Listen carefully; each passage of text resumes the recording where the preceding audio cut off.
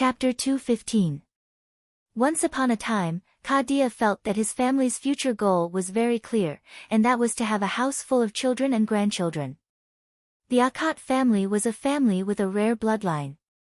In the past 1,000 years, the members of the family rarely prospered. Usually, only one person would carry on the family line, which was quite rare among the nobles. Kadia's father, Bran, had once told him about the characteristics of the Akat family. They were good at fighting, but not good at fighting in groups, because the Akat family didn't have groups. They could only fight in groups alone. When Bran said this, he had a helpless expression on his face. He looked at Kadia with high hopes, but unfortunately, Kadia was defeated in the end. According to the family tradition, Kadia gave birth to an only child. After discovering that Luoya's talent was mediocre when he was young, Kadia's thoughts became much clearer. Being an ordinary person wasn't a bad thing for the Akat family to some extent. After all, the most important task in the life of an ordinary noble was to give birth. Without extraordinary powers, they wouldn't have too many duties and responsibilities. They would be fine if they stayed in the territory and didn't wander around, so naturally, they would have more opportunities to reproduce. In fact, in the Akat family's 1,000 years of history, the heads of the Akat family who prospered were always mediocre in terms of extraordinary power. One reason was that there were many births, and the other reason was that there were many receptacles. If they weren't very capable, they would usually marry the daughter of a count who was of equal status. Generally speaking, the first wife of such a status wouldn't be able to stop the marquis from taking in concubines. Therefore, the heads of the Akat family during these times were rare to have many wives and concubines, and many children and grandchildren. Of course, after a few generations, they would usually fall into a population crisis. The wives would return to the powerful family, and the husband and wife would both be extraordinary, so their fertility rate was basically the lowest among all couples. Kadia was familiar with the family's history, so he was very clear about the morality of the ancestors in this aspect. But it had to be said that even though Kadia had traveled extensively, he still panicked and had a headache when he saw the girls around Luoya every day. The princess of the Saint Maester theocracy, the successor to the president of the Rose Business Union, and the eldest daughter of the Akat family. When these few people gathered together, it would easily become a regional or even international news. Perhaps it was due to the short lifespan of the Akat families awakened, but no matter if it was Noa Iyer, Ai Lizi, or Xia Luod, they all had a special concern for Luoya, and their desire to protect her was extremely high. Under the driving force of love, the strength of these girls soared like a rocket. In the past, it would be considered good to find one Noa Iyer in the entire human world. But now, there were 3 of them. Moreover, these 3 girls obviously had no intention of giving up. 2 days ago, they even fought over Luoya. If he really only chose one in the future, would the other 2 be willing to let it go? For example, Ai Lizi, in order to increase her strength, she practiced almost masochistically. Her lifelong wish was to marry Luoya and have a baby with him. When the time came, if Luoya chose someone else, would she be able to give her blessings as a sister? This kind of rejection of the meaning of life, the blow of being abandoned, Kadia felt that it was normal for love to turn into hate. The murder of love was like a knife, floating in Kadia's heart every day. He felt that he had to remind Luoya. Luoya, do you still remember what I told you to find more women? Yes, I remember. I take back those words. From now on, you have to remember one thing. Never, never provoke girls again. After thinking for a long time, the Marquis looked at the youth in front of him and said this sincerely. Hearing this, Luoya's face turned blank. The youth blinked. He didn't understand why his father, who was happy that he had advanced to level 4 of source rank, would suddenly mention this. However, with this request, it wasn't a big deal. As expected, his father, who had yet to remarry, still advocated monogamy. Luoya looked at the single man in front of him and sighed in his heart. Kadia's deep feelings were rarely seen in noble families. This was something that Luoya deeply felt. From this point of view, Luoya wasn't surprised that Ka Dia had changed his mind. Father, don't worry. I understand. Yes, it's good that you understand. I was afraid that you would be impulsive. I will learn from you and only marry one. Yes, that's Hearing Luoya's reply, the Marquis' eyes widened. After a long time, he pointed at the youth and trembled in anger, unable to speak. You still understand? What the hell do you understand? Ka Dia complained in his heart. On the other side, the black-haired youth looked at his agitated father and nodded with a smile. As expected, I guessed correctly. Sigh, look at how happy my father is, he's trembling in excitement. Luoya felt good about having a filial son. Ka Dia became even angrier when he saw this.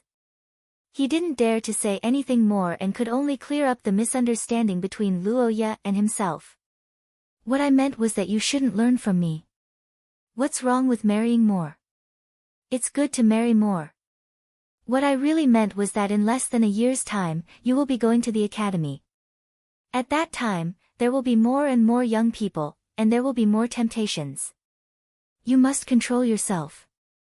Those who get close to you might not necessarily be good to you. They might be opportunists who covet our family. Ka Dia's words were quite serious. In fact, he had encountered such situations when he was young. He had even heard of successful cases of scheming women. If Luoya couldn't resist the temptation and married such a woman, then the Akat family would probably explode in a physical sense. Ai Lizzie didn't need to be mentioned. Luo Chet was right next to her, and the journey to the holy capital was about the same. He would probably be robbed and killed before he could even enter the Akat family. Ka Dia's mind was filled with scenes of chaos and war. Luoya was stunned for a moment before he held his chin and fell into deep thought. Indeed, although the girls that Luoya met before this were extremely intelligent, they were all very pure. Moreover, their family backgrounds were the best in the Shiya family. There was no reason for them to covet the Akat family. However, after entering the academy, things would be different. Sometimes, green tea girls didn't care about age. It was even an instinct. Luoya didn't have much experience in the field of relationships. Chapter 216. Sharon Forest. This was a place Luoya was both familiar and unfamiliar with. Ever since he was a child, Luoya had heard of a terrifying forest in the south called Sharon Forest. There were countless monsters and cruel werewolves hidden within. If one didn't obey, they would be captured by the werewolves of Sharon Forest.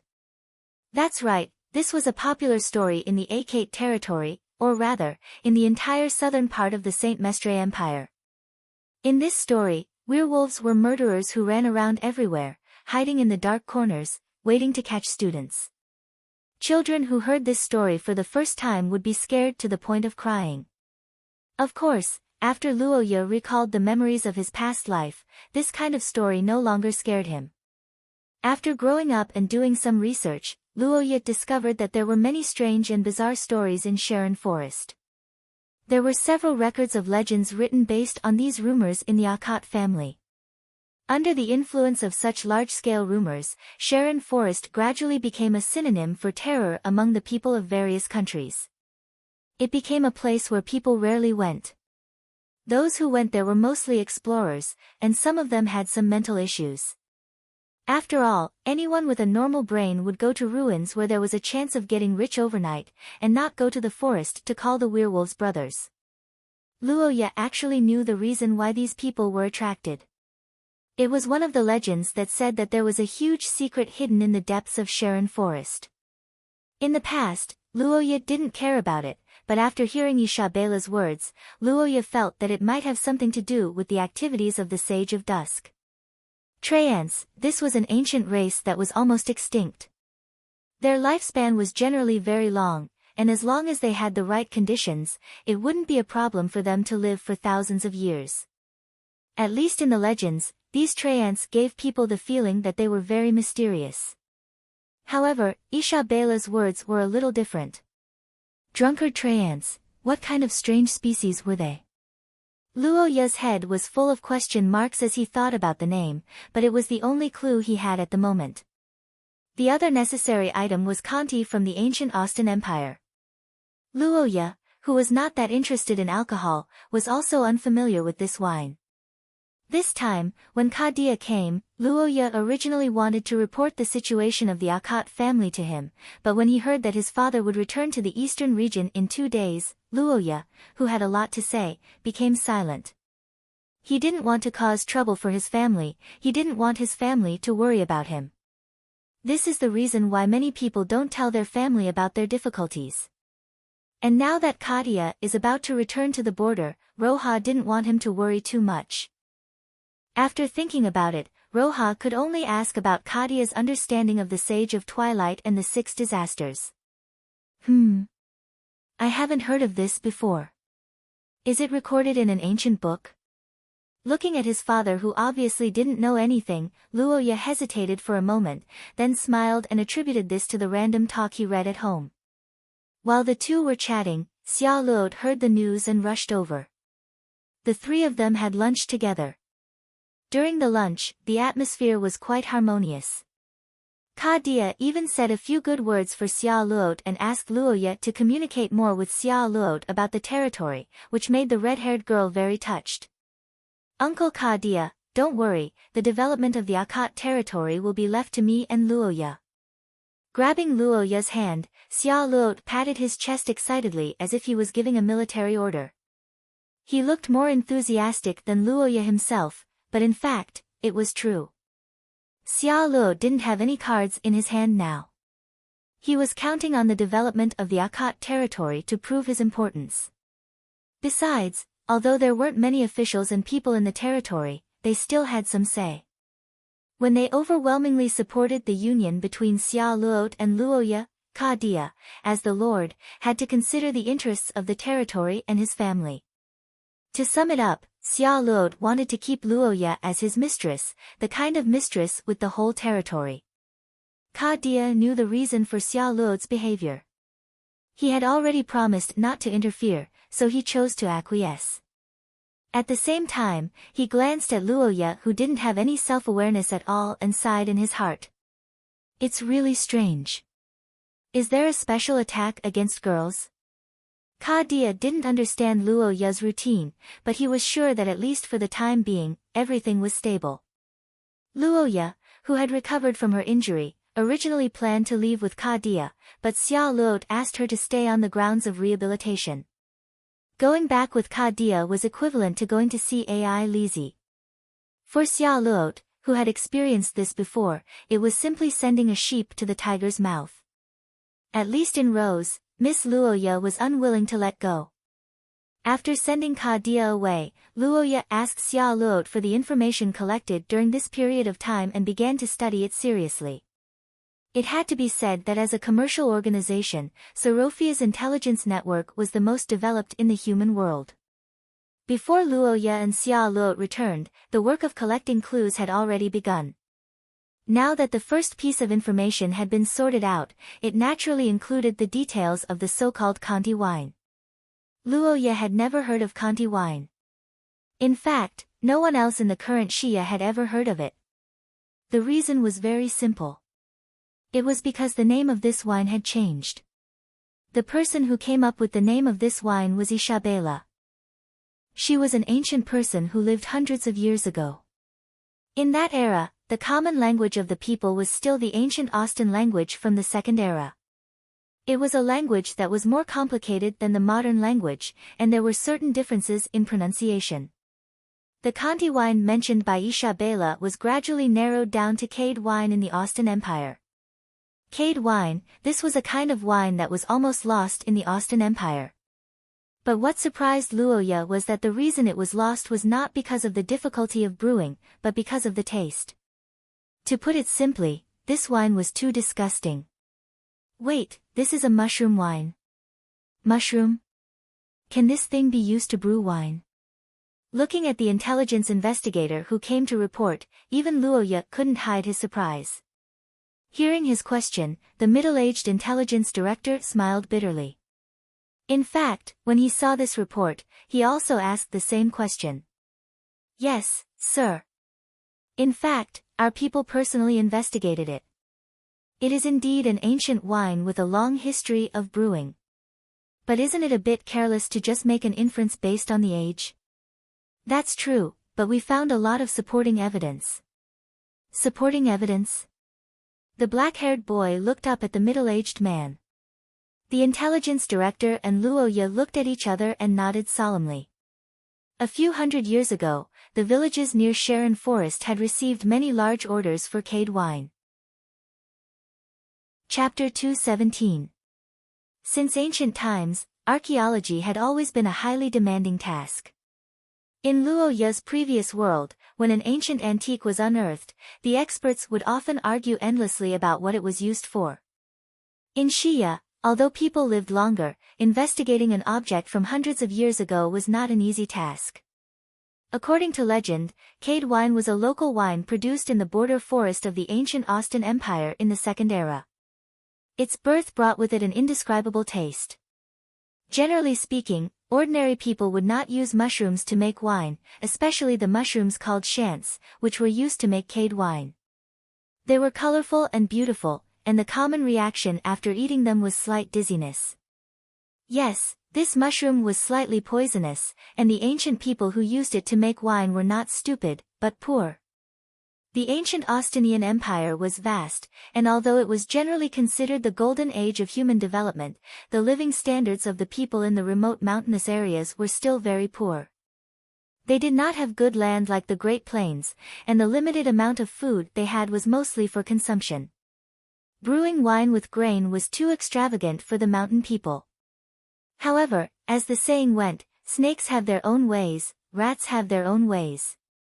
Although food was not good, other things in the mountains could be used. After a long time of exploration, people found that this kind of slightly poisonous mushroom wine was the most cost-effective choice. After all, it could not be eaten otherwise. Although it was not very tasty after being made into wine, the toxins were broken down. It was a pure recycling of waste. As the saying goes, freeloading is a form of happiness, especially when this kind of freeloading is based on recycling waste, it is double the happiness. Because of this, Cardi wine was widely spread in the mountains of the ancient Austin Empire. After humans arrived in the New World in the Third Era, the conditions of the undeveloped mountains allowed the production of this wine to spread on a large scale. However, as the saying went, everything in the world can't escape the law of survival of the fittest. Cade wine was famous for its low cost and easy production in the era when everyone was in trouble. However, as the human world gradually stabilized and the wasteland was turned into farmland, the continuous harvests improved people's living standards rapidly, and cade wine gradually began to show its weakness. That was, it tasted terrible. Shia's native mushroom wine had a somewhat unique taste, and the fragrance was different from that of traditional grain wine. After having surplus food, people chose to pursue a happy life, and naturally no longer went into the mountains to dig for mushrooms to make wine. Yes, there is no large-scale wine making anymore. Only the mountain people may make some in their own homes. However, there is a village called Baudre at the edge of Sharon Forest that once produced this wine on a large scale hundreds of years ago. There are even ruins of the winery there. I have to say that Roja was quite lucky. Normally, this kind of winery would be forgotten in history. But fortunately, Padre Town was located in a remote mountainous area and the whole town was poor. The stone building invested by a foreigner was strong and durable. After the order was gone, the winery was abandoned but no one was willing to tear it down. It was the mayor's office, the militia's arsenal, and now it's used as the church's warehouse. Because it had always been under official management, the process of changing hands was very clear, so Serofia's investigation was relatively smooth. After many inquiries, the estimated time of production was about 350 years ago, which was around the same time that Luo Ye and the others found out about the disappearance of the Twilight Sage. And our local investigation team collected a rumor that this wine was once called the werewolf wine, or werewolf nectar. Werewolf nectar. Yes, The source of the rumor was that hunters would occasionally find containers of cayed wine in the mountains. They thought it might be because the werewolves of Sharon Forest liked this wine, and over time, it was called werewolf nectar. I see. Luo Ye's eyes widened when he thought of the name, drunkard tree. He felt that he had guessed the truth of the rumor, and with the support of so much supporting evidence, Luo Ye had completely confirmed his path. First, he would go to Baudry, get the wine, and then head south into Sharon Forest with the information he gathered there. It was now spring, and although Luo Ye didn't know the life schedule of the tree species, according to common sense, plants should be active in spring, so there shouldn't be a problem with the timing. But how did the tree know that he had wine? Did he need to shout from the forest?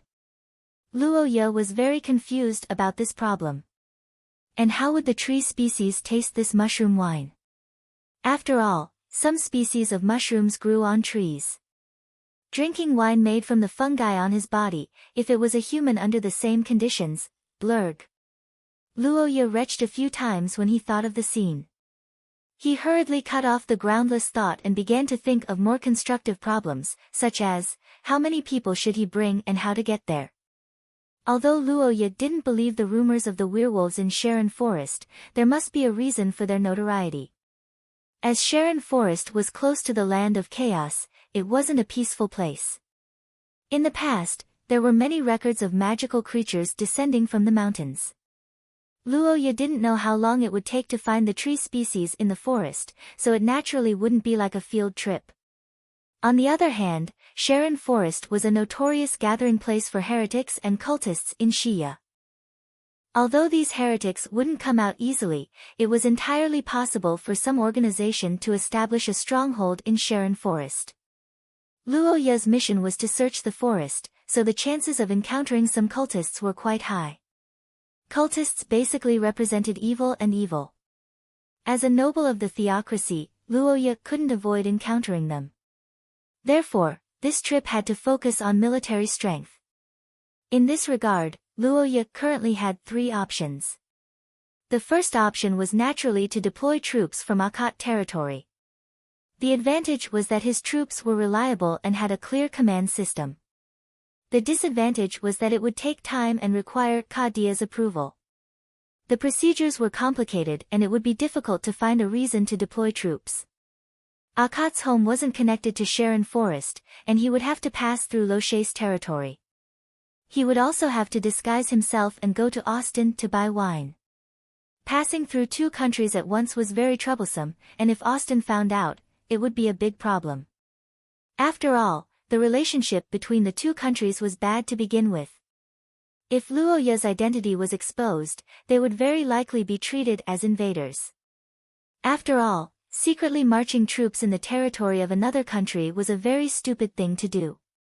The second option was Nuo Ayer's delegation. As the princess of the theocracy, Nuo Ayer was naturally escorted by guards.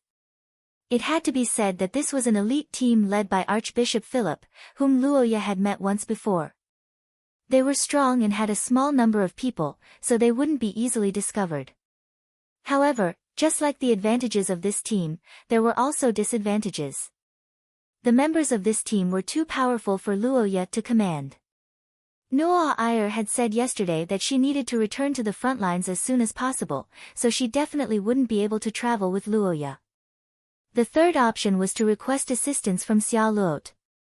Luo Chai was bordered by Sharon Forest, and as a commercial country, there would be a large number of caravans entering and leaving the Austin Empire in the early spring after a long winter.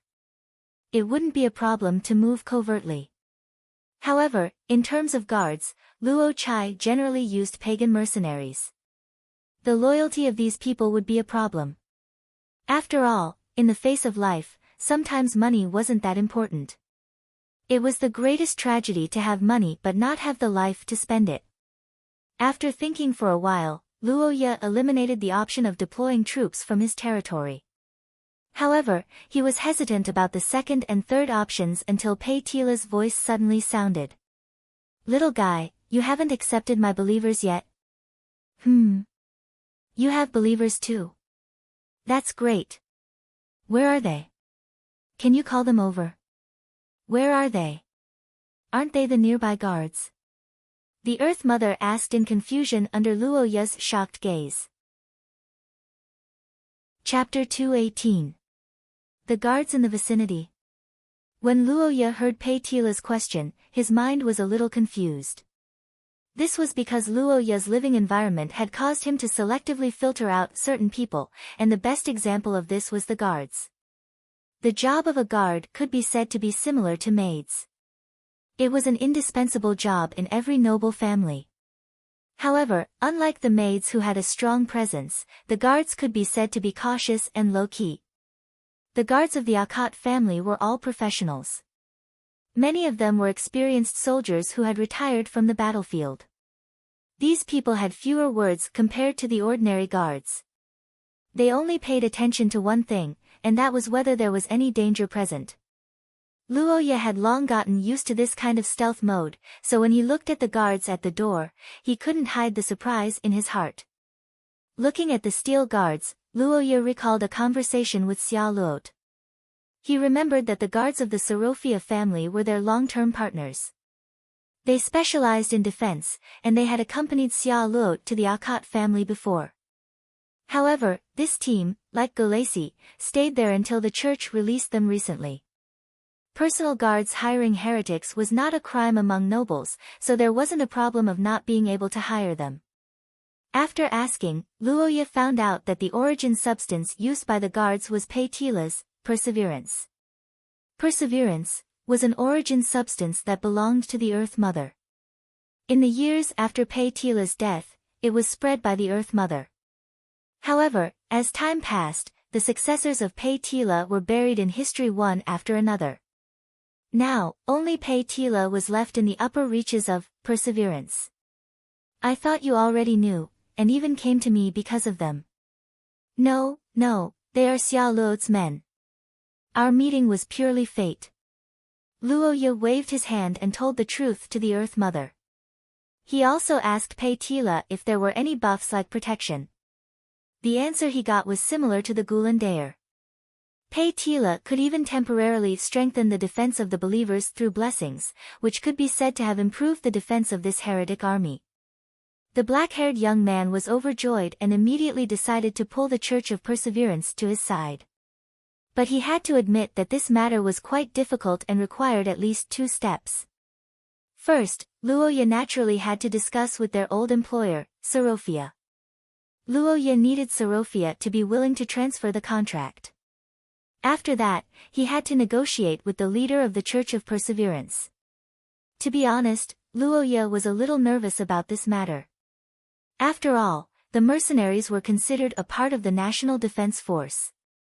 Even if it was just a transfer contract, it would be difficult because this matter wasn't something that Xia Luot could decide.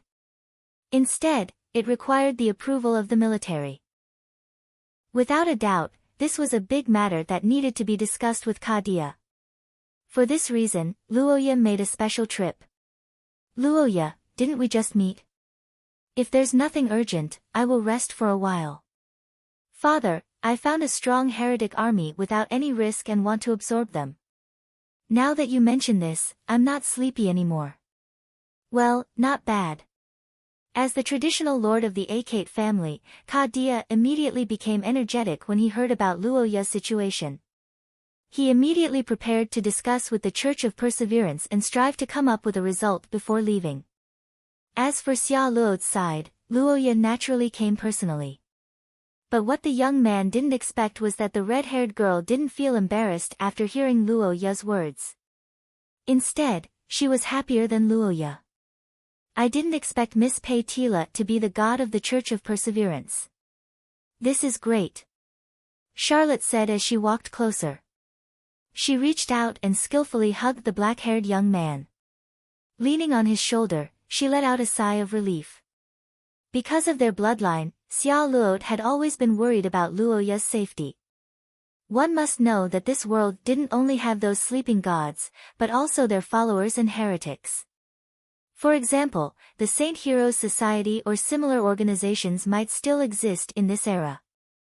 In the eyes of these people, Luo Ye was an enemy that must be eliminated. Compared to them who were hiding in the dark, Luoya and the others could only do their best to strengthen the defense around them. "Dear, I'm afraid I can't accompany you to Sharon Forest this time. I know, at this time, it's impossible to let the two of us travel alone." Looking at the beautiful girl in front of him who had a criminal record, Luoya helplessly smiled bitterly. Originally, Xia Luot was the most suitable person to travel with Luoya, but her identity as a kidnapper made her disqualified. "It's okay, it's good that you stay. The situation in Sharon Forest is uncertain. I'll go check it out first. A few hundred years have passed, we still don't know if the ant is still alive or not. Okay, but promise me, once you discover danger, don't act recklessly. Come back first and we'll discuss. Don't worry, don't you know me? I'm very steady."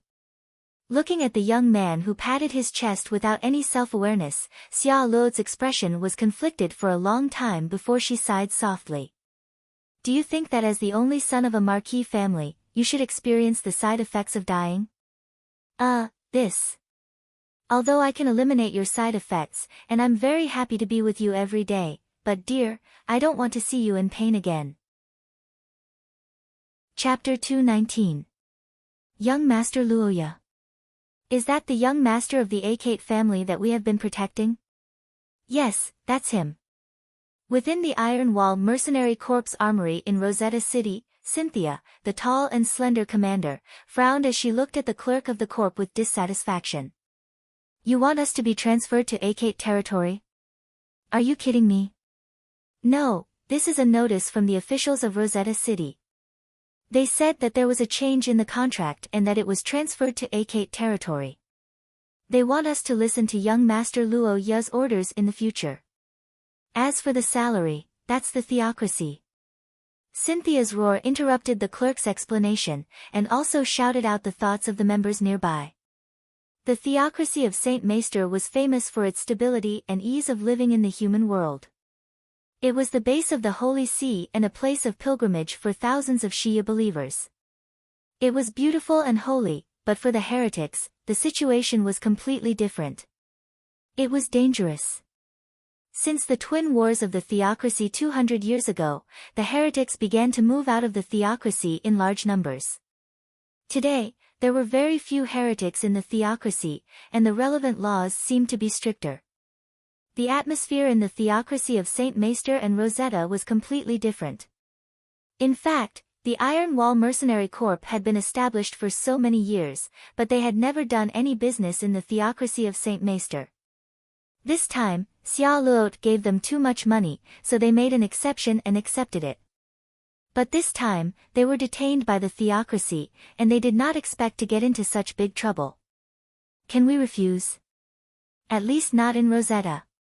What about money? It's useless. This is the decision of the higher-ups. The old clerk stroked his beard and sighed. He looked at the beautiful commander and said, "If you want to refuse, I'm afraid you will have to negotiate. You will have to talk to young Master Luoya face to face." "Hey, you want the commander to meet a noble?" "No, it's too dangerous." The old clerk's words caused an uproar in the room. The members present were all agitated and tried to dissuade her. The reason was simple. Due to Cynthia's beauty and identity as a woman, she rarely saw outsiders, especially nobles. Meeting them often meant trouble. Due to her beautiful appearance and her identity as a female heretic, Cynthia had been pestered by quite a few disgusting nobles in the past. In fact, these nobles would even condescendingly request for her to become their mistress. The moment she thought of this, her stomach was filled with rage. Cynthia was 30 years old this year. As an extraordinaire, she looked like she was 18 years old. It could be said that she was youthful and beautiful. As the daughter of the previous leader, she had been in the mercenary group since she was young and had extraordinary talent. Chapter 220. The moment Luo Ya's hand touched Cynthia's head, a faint yellow curse appeared on the young man's body out of thin air and rushed into the woman's body through Luo Ya's arm. The next moment, a huge impact made Cynthia's body stiffen. It wasn't an impact caused by an attack.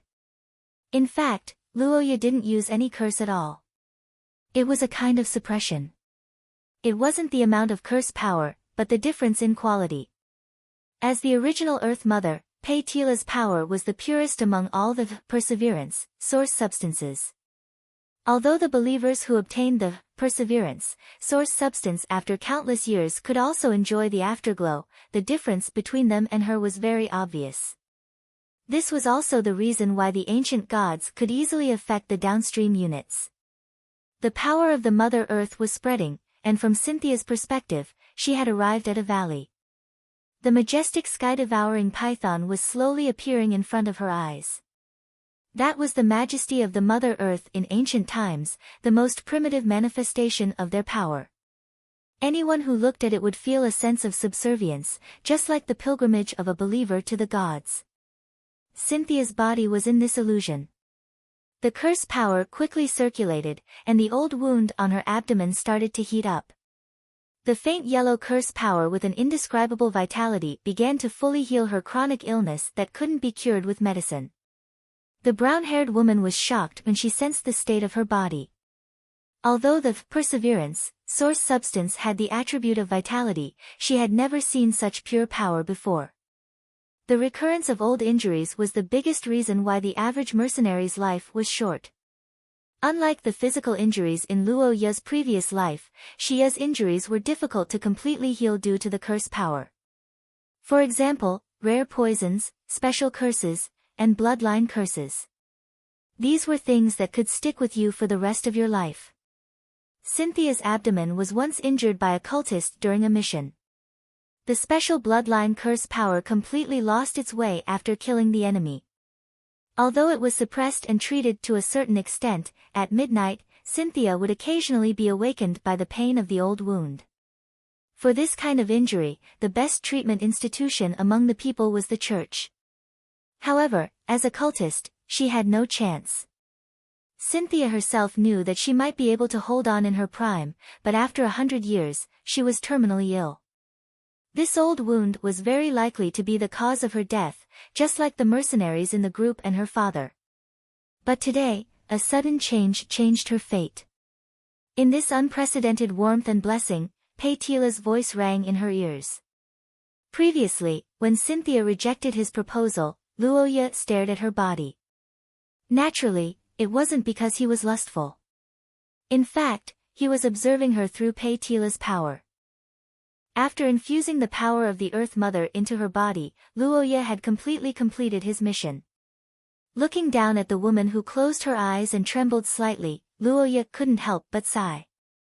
Before this, Luoya had informed him that the Iron Wall army was very resistant to the Church of Saint Meister. However, he didn't expect it to be to this extent. Now that external conditions couldn't affect them, only Pei Tila could turn the situation around. At the end of the day, the reason why Luoya urgently needed an armed force was because it wasn't cost-effective for him to do it himself. Moreover, as the deputy lord, doing too much would damage his dignity and dignity. In fact, after reaching level 4 of source rank, Luoya's hands were itching.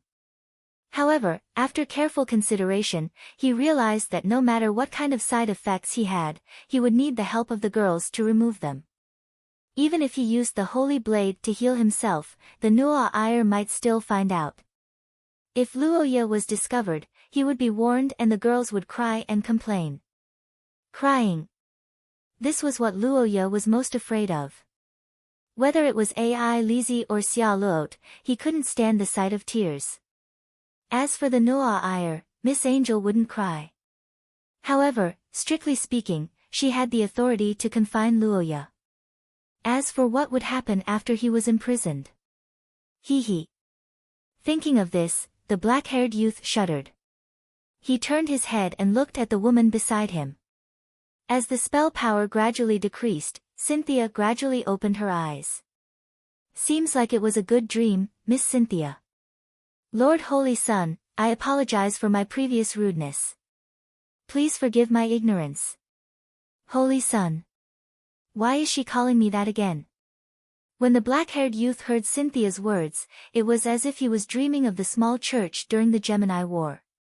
However, after careful consideration, it seemed that the word holy was associated with the spokesperson of God. Seems like Pei-Tila has explained my situation clearly.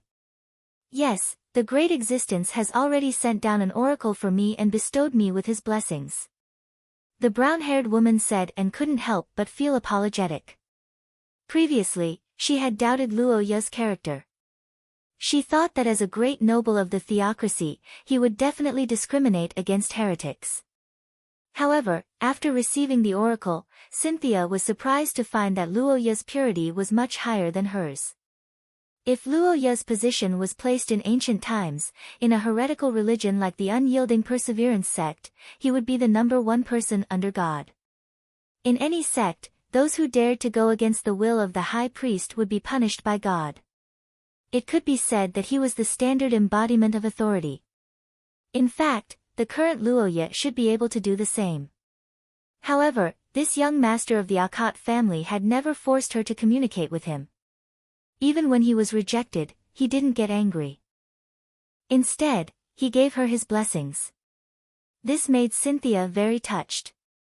Recalling Luo Ye's words, the woman's heart no longer doubted him. Instead, she couldn't help but feel a trace of hope. Although the Shia world was large, there were very few nobles who stood on the side of the heretics. Nobles like the Akkad family who owned a territory with real power were even more unheard of. Luo Ye was the Holy Son, so it was impossible for him to betray them. Cynthia and the others might really be able to follow him and get rid of their uncertain lives. If in the future, the theocracy's attitude towards the heretics changed like Luo Ye said, thinking until here, Cynthia's heart became excited. She slightly changed her squatting posture to kneeling on one knee. She covered her chest with one hand and lowered her head to the black-haired youth. Lord Holy Son, Cynthia Ankit, represent the entire Iron Wall army, am willing to pledge my loyalty to you. Chapter 221. Cynthia's loyalty came too quickly, so fast that Luo Ye couldn't react in time. Obviously, the influence of the gods on the followers of the lower reaches was far beyond Luo Ye's imagination. Of course, part of it was also because of Luo Ye's reputation. It was a reasonable choice for the heretics to follow the Holy Son because the Holy Son could communicate with the gods and give them blessings. These benefits were real, not to mention that Luo Ye was also a powerful feudal lord. Although Sorophia had always treated the heretics well, they still believed in the 3 origin substances. In times of emergency, they could completely cut off their ties with mercenary groups like the Iron Wall army. In this regard, Luo Ye was different. As the Holy Son, he wouldn't abandon the unyielding church. He was truly one of them. Although Cynthia's decision was bold, it was well-founded. Luo Ye welcomed it and further formulated a plan. Although there was the blessing of Pei-Tila's extraordinary power, people still needed to eat. Material rewards were the most reliable source of motivation. Luo Ye, who had seen a lot of wolf culture in his previous life but didn't give overtime pay, was very clear about this. With a name, he also needed material rewards. Only then would he be able to exchange for the greatest loyalty. No one was a fool. The Iron Wall army had been operating in Luot for more than 10 years. Whether it was their network, intelligence network, or station, they had invested a lot. They had even bought a lot of properties. It would be a pity to abandon them. At the very least, Luo Ye couldn't make Cynthia do such a thing. On the other hand, the Iron Wall army had been serving as Xia Luo's bodyguards for many years, so he didn't want to change them. Ensuring the loyalty of Xia Luo's bodyguards was not an easy task. After so many years, he might as well continue with it. Otherwise, if something were to happen to Xia Luo, Luo Ye would regret it for the rest of his life. On the other hand, Luo Ye had incorporated the Iron Wall army, which could be considered as having Luo Ye's men to protect Xia Luo, which could be said to be even more reassuring. Thus, after discussing with Cynthia, Luo Ye decided on a temporary plan. The Iron Wall army would be temporarily divided into the Akkad territory headquarters and the Luo Chateau branch. The Luo Chateau branch would be as per normal, while the Akkad territory would give the soldiers a special mental allowance. Furthermore, the Akkad territory would be fully responsible for the accommodation, training facilities, and living areas. They would even be willing to provide assistance to their relatives. The current Iron Wall Army could be said to be Luo Ya's most important military force, even more so than the Akkad family's own army, because this military force was his personal military force. What was a personal military force? Even if Luo Ya was not the lord of Akkad territory, Cynthia and the rest would still follow him because of his identity as the Holy Son. It was equivalent to being his personal army, which could be said to be the most reliable trump card. Cynthia was extremely moved by Luo Ya's investment in resources, and also confirmed her guess. Luo Ya really treated them as his own people. Feeling that she had found the leader of an organization, the young lady discussed with the youth for a few hours. Originally, Luo Ya wanted to invite her for lunch, but seeing Cynthia's heavy armor, he dismissed the idea. After all, the clothes under the armor were not very formal, and it would be impolite for a lady to take off her armor. While they were busy with the incorporation, time slowly passed, and the time for Noah Iyer and Kadia to leave was approaching. Seems like it's time to say goodbye again. How is it, can't bear to part with me?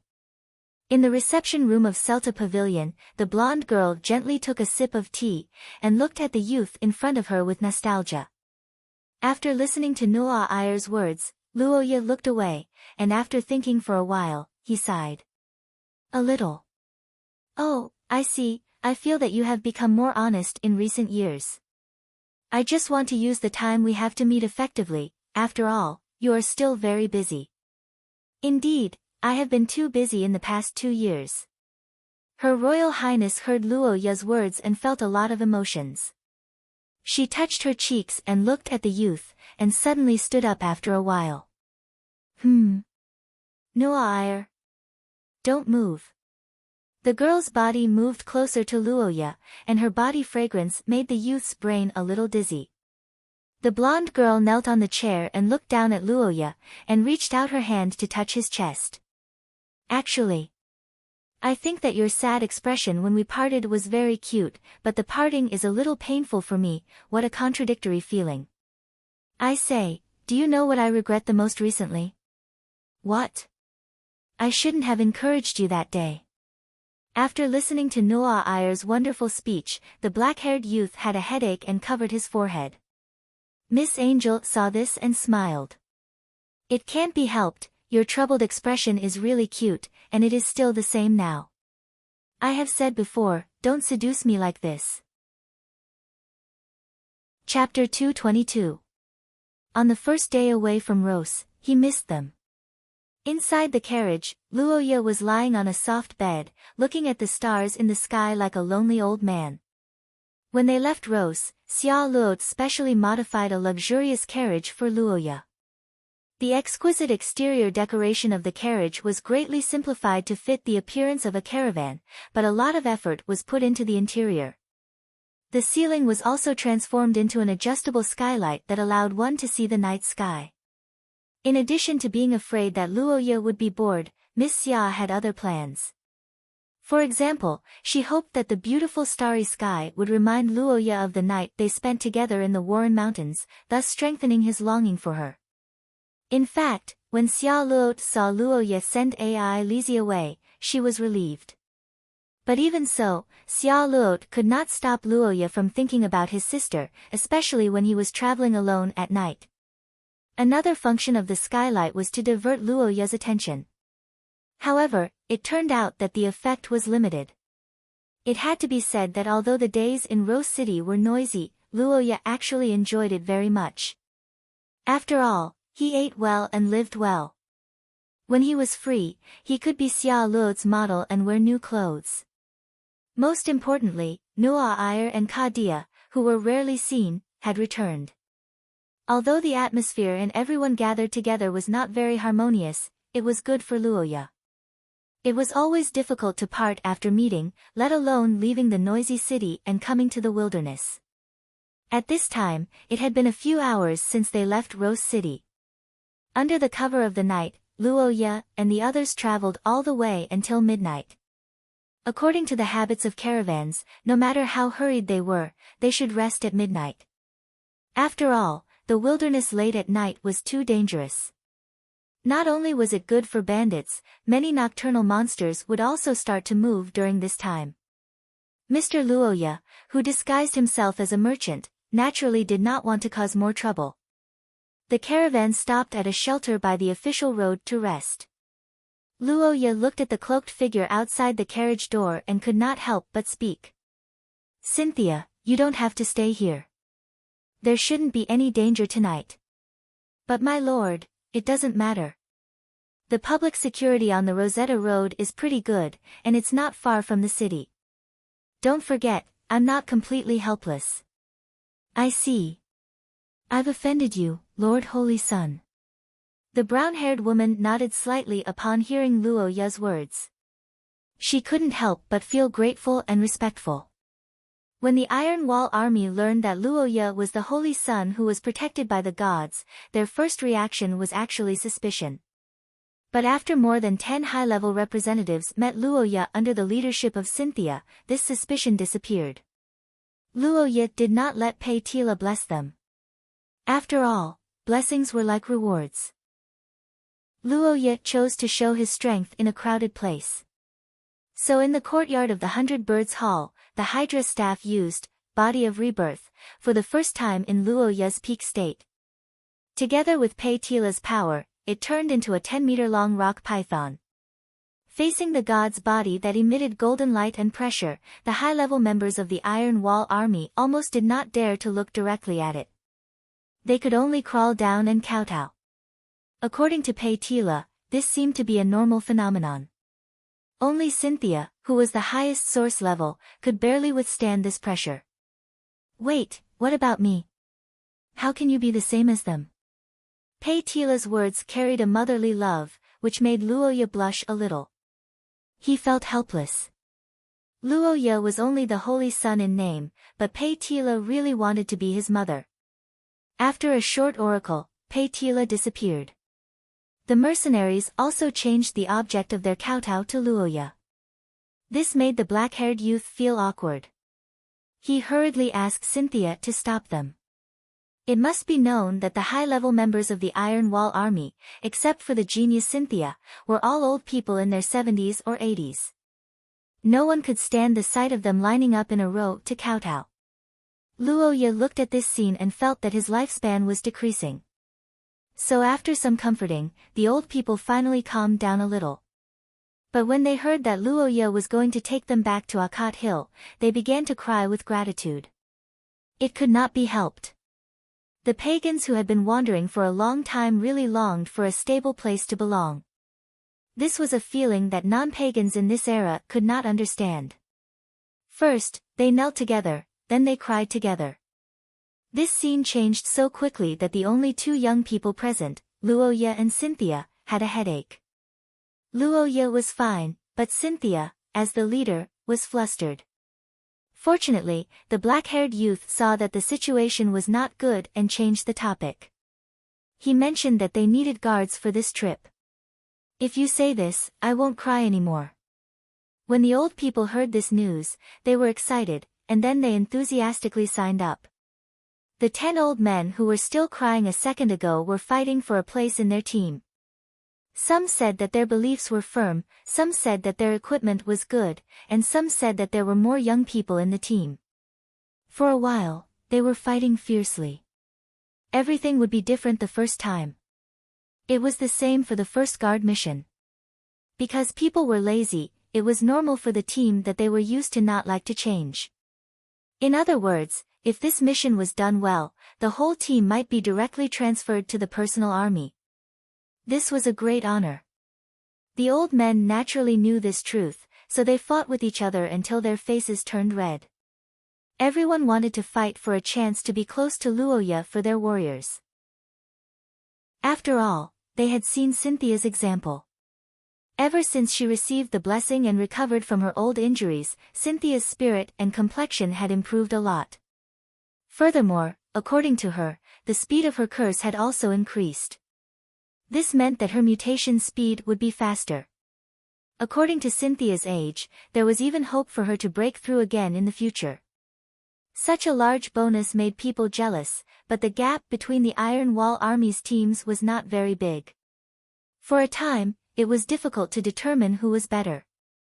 In the end, Luoya could not stand it anymore, and simply ordered the teams to be mixed according to the quota. Only then did the Iron Wall Army's thousands of people form an elite team of 30 people. In the team of 30 people, there was 1 source level 3, 20 source level 4, and 9 source level 5. The source level 5 people basically had special bloodline curses or skills, for example, the cooks. That's right, this team, even the cooks were source level 5. If they were placed in the regular army, they would be considered as the captain. This team could no longer be described as being able to fight. Luoya estimated that even her father's personal army was not this fierce. From this point, it could be seen that the unyielding Perseverance Church had some skills. Chapter 223. Next to the bonfire under the moonlight, the brown-haired woman wiped the long sword in her hand and looked in the direction of Luoya's carriage with vigilance. In the entire camp, 5 night watchers were in different directions, and the curse vessel had been activated. Of course, in order not to disturb the Son of God, Cynthia did not include Luoya's carriage in the scope of the curse vessel, but it should be enough. In theory, all of Shiya's curses needed a medium to carry them. These mediums could be water, fire, or earth. Even the most illusory curse needed to be transported by curse power. The only thing that could barely escape this theory was the rare space curse, but the distance was the biggest limitation. As for Luoya's carriage, it was impossible to invade with space curse. Seraphia had produced the gemstone necklace fleet, so they were very familiar with space curse. Luoya's carriage itself was set up with a barrier. Not to mention others, even Xia Luo's space bomb couldn't jump in. Therefore, after confirming that there was no abnormality on the ground and in the sky, as long as Cynthia guarded the door, Luoya should be safe. At least, that was what the serious and responsible captain thought. However, she didn't know that some extremely special bloodlines could use natural phenomena that were not caused by the person as a medium. For example, moonlight. Inside the carriage, the silver-haired girl gently stretched out her fingertips, and a faint light began to spread and floated in the carriage. The sleeping curse was like a lullaby, making the boy sleep deeper. After confirming that everything was going smoothly, AI Lizzie was completely relieved. Now, Luoya's parking location was not far from Rosetta City, but it was also very close to Akat Hill. AI Lizzie had to follow for a few more days before showing up to avoid being sent back by her brother. Since Luoya coughed up blood because of AI Lizzie's anger, the girl was very afraid of Luoya's anger. However, as a sister who grew up with Luoya, AI Lizzie knew Luoya too well. As long as the journey was far, her brother would definitely not let her go home and would definitely take her with him. As long as it was an established fact, what was done could not be undone. With Luoya's spoiling of her, the boy could only sleep with her in the end. AI Lizzie was very clear about this matter. Brother is really cute when he's asleep. Thinking so, AI Lizzie's cheeks gradually began to redden. Luoya usually had to maintain his dignity as the acting lord, so that people would not subconsciously look down on him due to his age. But when he was sleeping, the completely relaxed boy's cheeks would soften a lot. This was also one of the reasons why AI Lizzie secretly came to see Luoya at night. Feeling the warm breath, AI Lizzie felt that her emotions were gradually getting out of control. Under the moonlight, the girl leaned down and kissed the boy lightly, but this was not enough to satisfy her. AI Lizzie's curses were actually similar to sleeping pills. It could cause people to enter a deep sleep, but sleeping did not mean that they would not be woken up. Overly intense movements could also cause them to wake up, so the girl's kisses could only wander around the lips and not go deeper. AI Lizzie's eyes were in a daze, but at least she knew that she could not expose herself, so she could only kiss from the lips all the way to the neck. But this not only did not relieve the burning in her body, but it also made the heat even more intense. Lizzie moaned and could not help but want to do something else. But at the crucial moment, Luo Ye's unconscious groan gave her a fright. Lizzie heard Luo Ye's groan and immediately straightened her body. But the black-haired boy only adjusted his posture and fell silent again. The girl who had a false alarm heaved a sigh of relief. At the same time, her mind became much clearer. She panted heavily to calm her breathing and reached out to touch her abdomen. After thinking for a moment, she shook her head slightly. No, it's still too early. The baby won't be born. As the young girl muttered to herself, she bit her lower lip, unwilling to give up. In Xia, the physiological education of the nobles was relatively complete. In order to prevent children who did not know how to behave, the young ladies would be forced to attend physiological classes after their first menstrual period, and the consequences of tasting the forbidden fruit too early would be clearly explained. Lizzie listened to Anna's classes and heard about the risks and dangers of premature birth due to the immature pelvic bones. Only then did she suppress her restless heart. It had to be said that Anna's classes were very pertinent. In this aspect, no matter how much the maids supported their young mistress, they did not dare to joke about it. In fact, the highest mortality rate for noble ladies was childbirth. Even low-level extraordinaires could have accidents. Of course, because of her bloodline, Lizzie did not need to worry at all in this aspect. She was immortal under the moon and could even skip the problem of her pelvic bones and undergo a cesarean section. But there was another problem, and that was that such an unnatural child would not be able to receive Xia's blessing. This was a major disadvantage among the nobles. Lizzie naturally did not want the child of her and Luo Ye's love to suffer such grievances, so she could only grit her teeth and wait until she reached adulthood. Thinking of this, the silver-haired girl calmed down a lot. She looked around and shook her head awkwardly. Without a doubt, Lizzie was also dissatisfied with the environment here for her first time. Although the carriage prepared by Sorophia had a different kind of excitement, it made Lizzie feel that it was very informal, and she had the illusion that she was a third party. If she really wanted to be intimate with her dear elder brother, it would have to be at Akat's house, their love nest in the mansion. It would not be good to be in the wilderness. Lizzie dismissed the idea and lay down gently beside the boy. She looked at Luo Ye's cheek and closed her eyes. Let's leave it at that for tonight. The next morning, Luo Ye's carriage set off at dawn. The boy, who had not woken up so early in a long time, was surprised to find that he was in good spirits. After thinking for a while, Luo Ye could only attribute it to the good quality of sleep last night. Although they were in the wilderness, the natural scenery did seem to be good for sleeping. But for some reason, Luo Ye's lips felt a little awkward. What's the matter? Can camping in the wilderness hurt one's lips? Luo Ye was a little confused about this matter, but she soon forgot about it.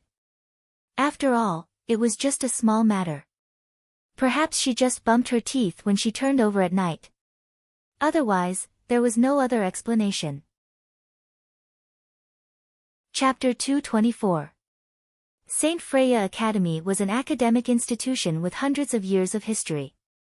It was also the core area of the entire country of scholars, Bucharest.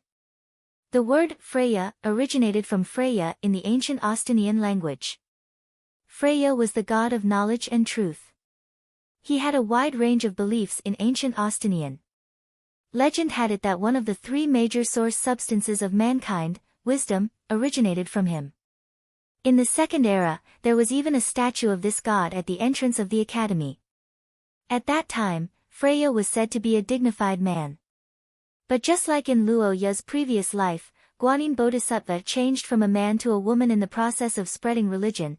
A god that no one had ever seen before was also a problem in Xia, a world where information transmission was underdeveloped. Especially from the end of the Second Era to the beginning of the Third Era, too much culture was lost, and a lot of content was changed. On the other hand, whether or not gods had a gender had also caused a great deal of discussion in the academic community in the early Third Era. Although this question was useless from Luoya's point of view, it was very important for many believers of that era. So after a long period of tearing each other apart, the old man, Freya, was swept into the trash heap of history and turned into Freya, the goddess of knowledge and truth.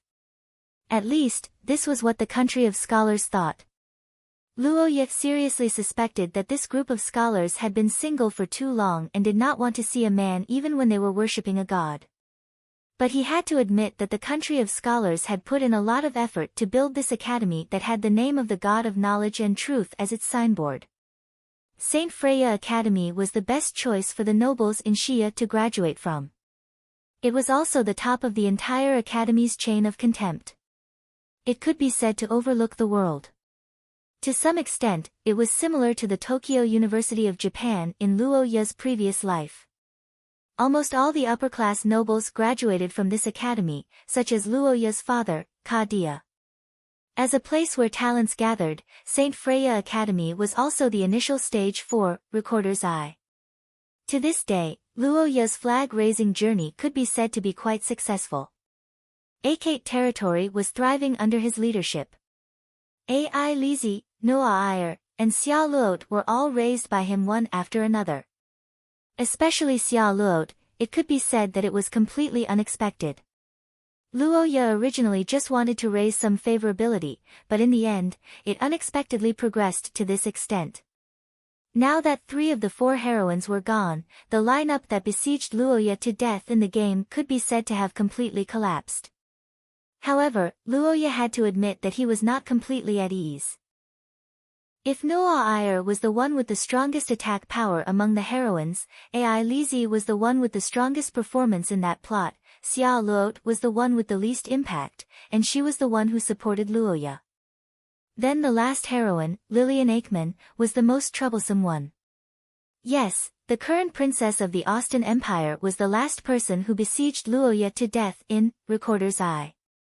Luoya didn't know much about this person, even less than Xia Luot. However, there was one thing that firmly attracted the attention of all the players at that time, and that was her identity.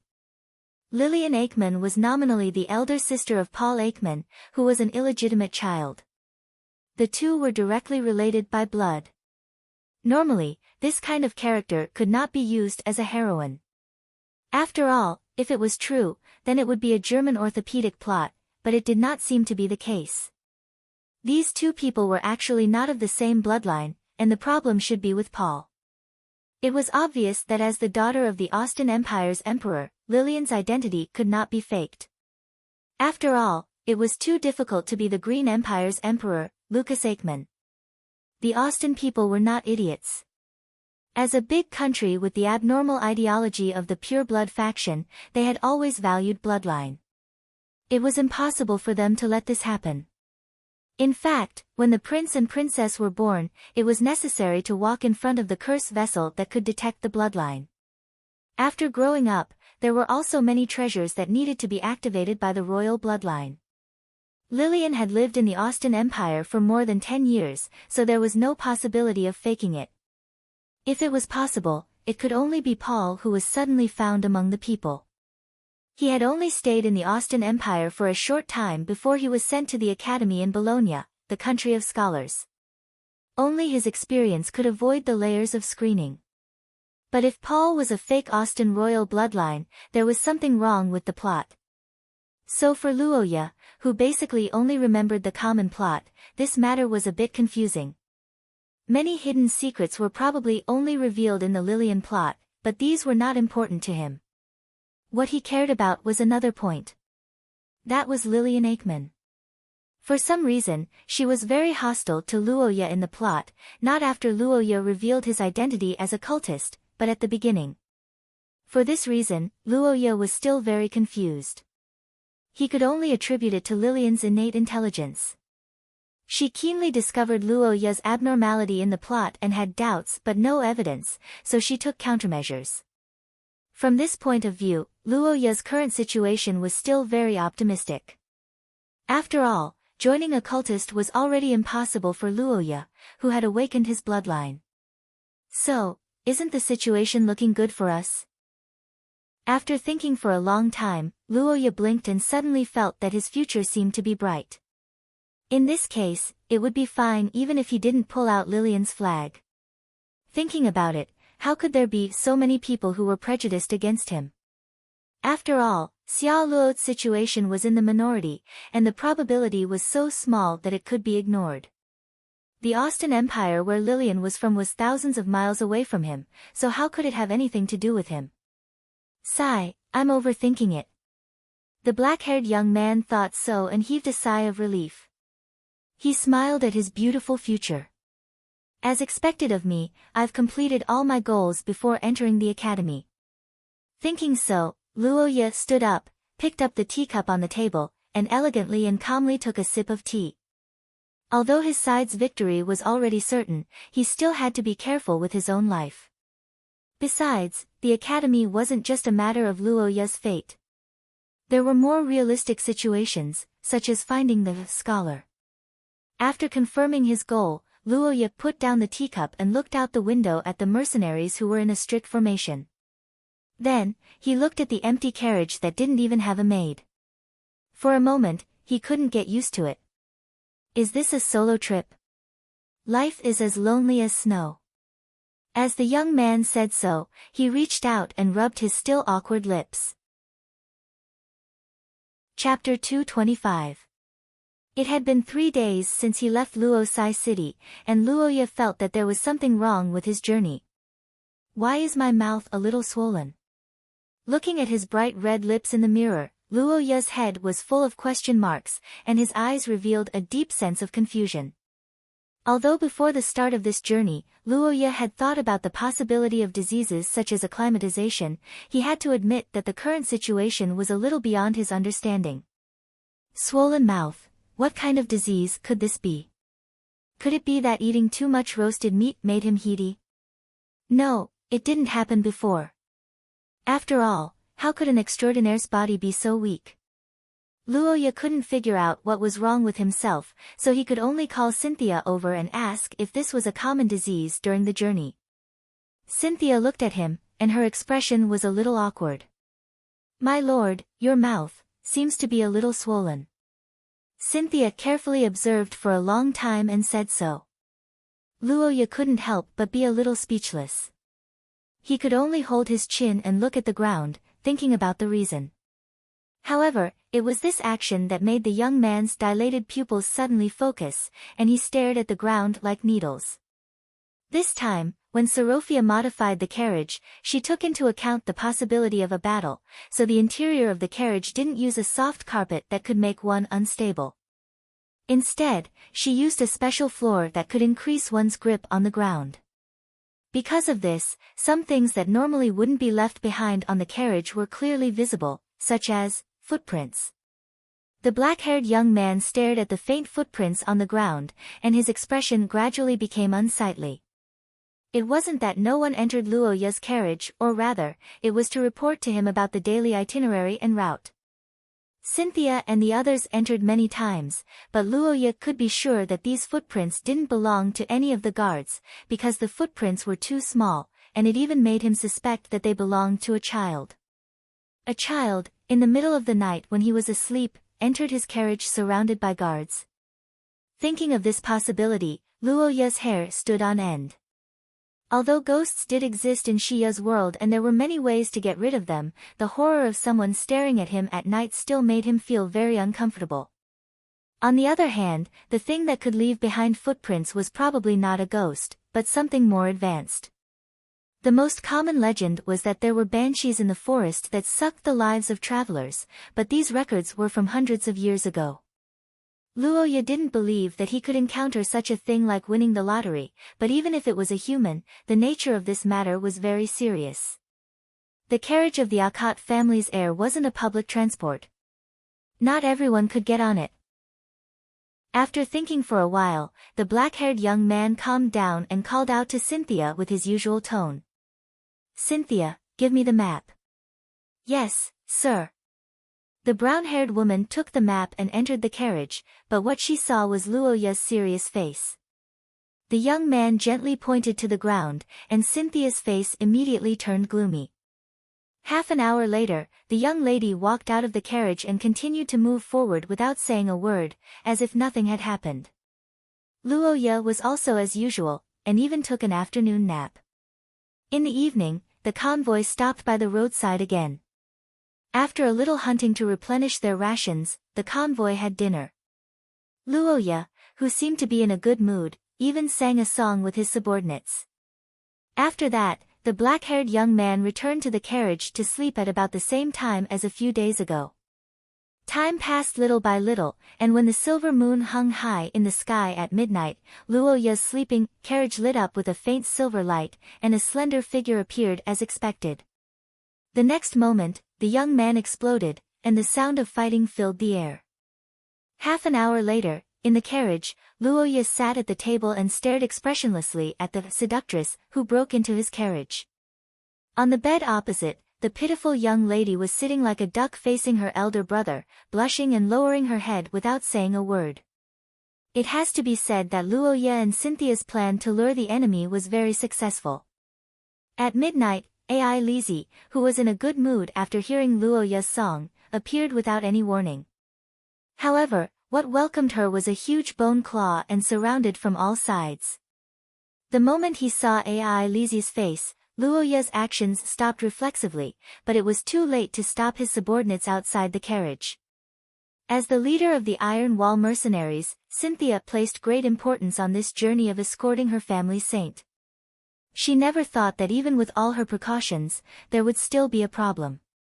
In order to make up for her mistake, Cynthia rushed in fiercely, and almost at the same time when Luoya stopped, she broke in with her men.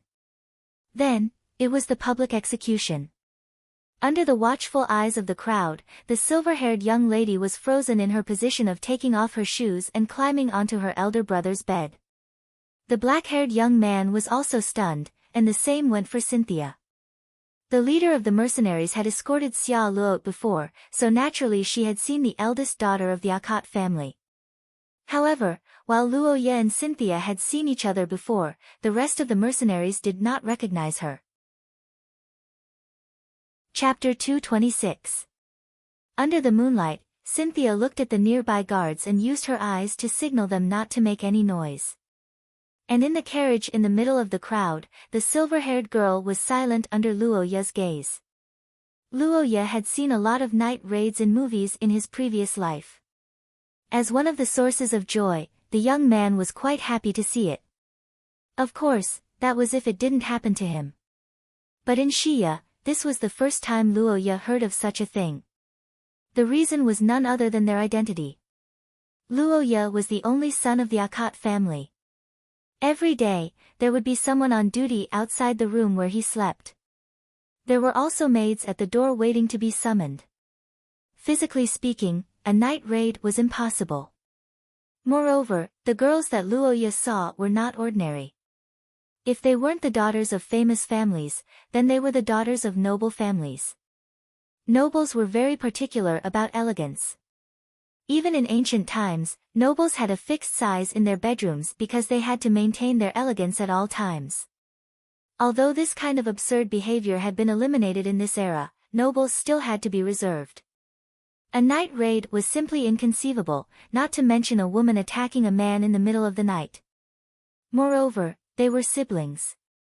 Without a doubt, if this matter were to spread, it would be a huge blow to Ai Lizzie's reputation. This was also something that Luoya had a headache but also something to be thankful about. Fortunately, the guards this time were from the unyielding Perseverance sect. Otherwise, the consequences would be unimaginable. Tell me, what do you think? Because, I don't want to be separated from Big Brother, so, as soon as Luoya's question came out, the silver-haired girl's face immediately fell and she pitifully bit her lips. But Anna is handling the Akat family's matters very well. I can't do anything at home, so I might as well accompany Big Brother. Accompany me? Is accompanying me the same as sneaking into the carriage in the middle of the night? Do you know what people will think if they see this? Under the angry questioning of the black-haired youth, Ai Lizzie's eyes became wet and she began to sob uncontrollably. Ever since they were young, Luoya had always doted on Ai Lizzie, and the number of times he had reprimanded her could be counted on one hand. Now that he was really angry, the young girl was almost defenseless, and immediately burst into tears. Looking at this Ai Lizzie, Luoya felt a headache coming on. He had no choice but to swallow his words. He sighed and softened his tone. "Sigh, do you know that if this matter gets out, you won't be able to get married in the future?" Sob, "I'm sorry, Ai Lizzie, who wanted to apologize out of reflex, was stunned. She suddenly stopped crying and blinked her eyes. Not being able to get married. Was there such a good thing? Ai Lizzie stared blankly for a moment like a blind monk who had discovered a dot. Luoya, who had discovered that the girl's power had suddenly been cut off, was also puzzled. Ai Lizzie. Sob, I'm sorry. The girl hurriedly continued to cry and apologize under Luoya's strange gaze, but the eyes behind her hands lit up. "Big brother, sob, will Ai Lizzie really not be able to get married if I do this?" "This depends on the situation.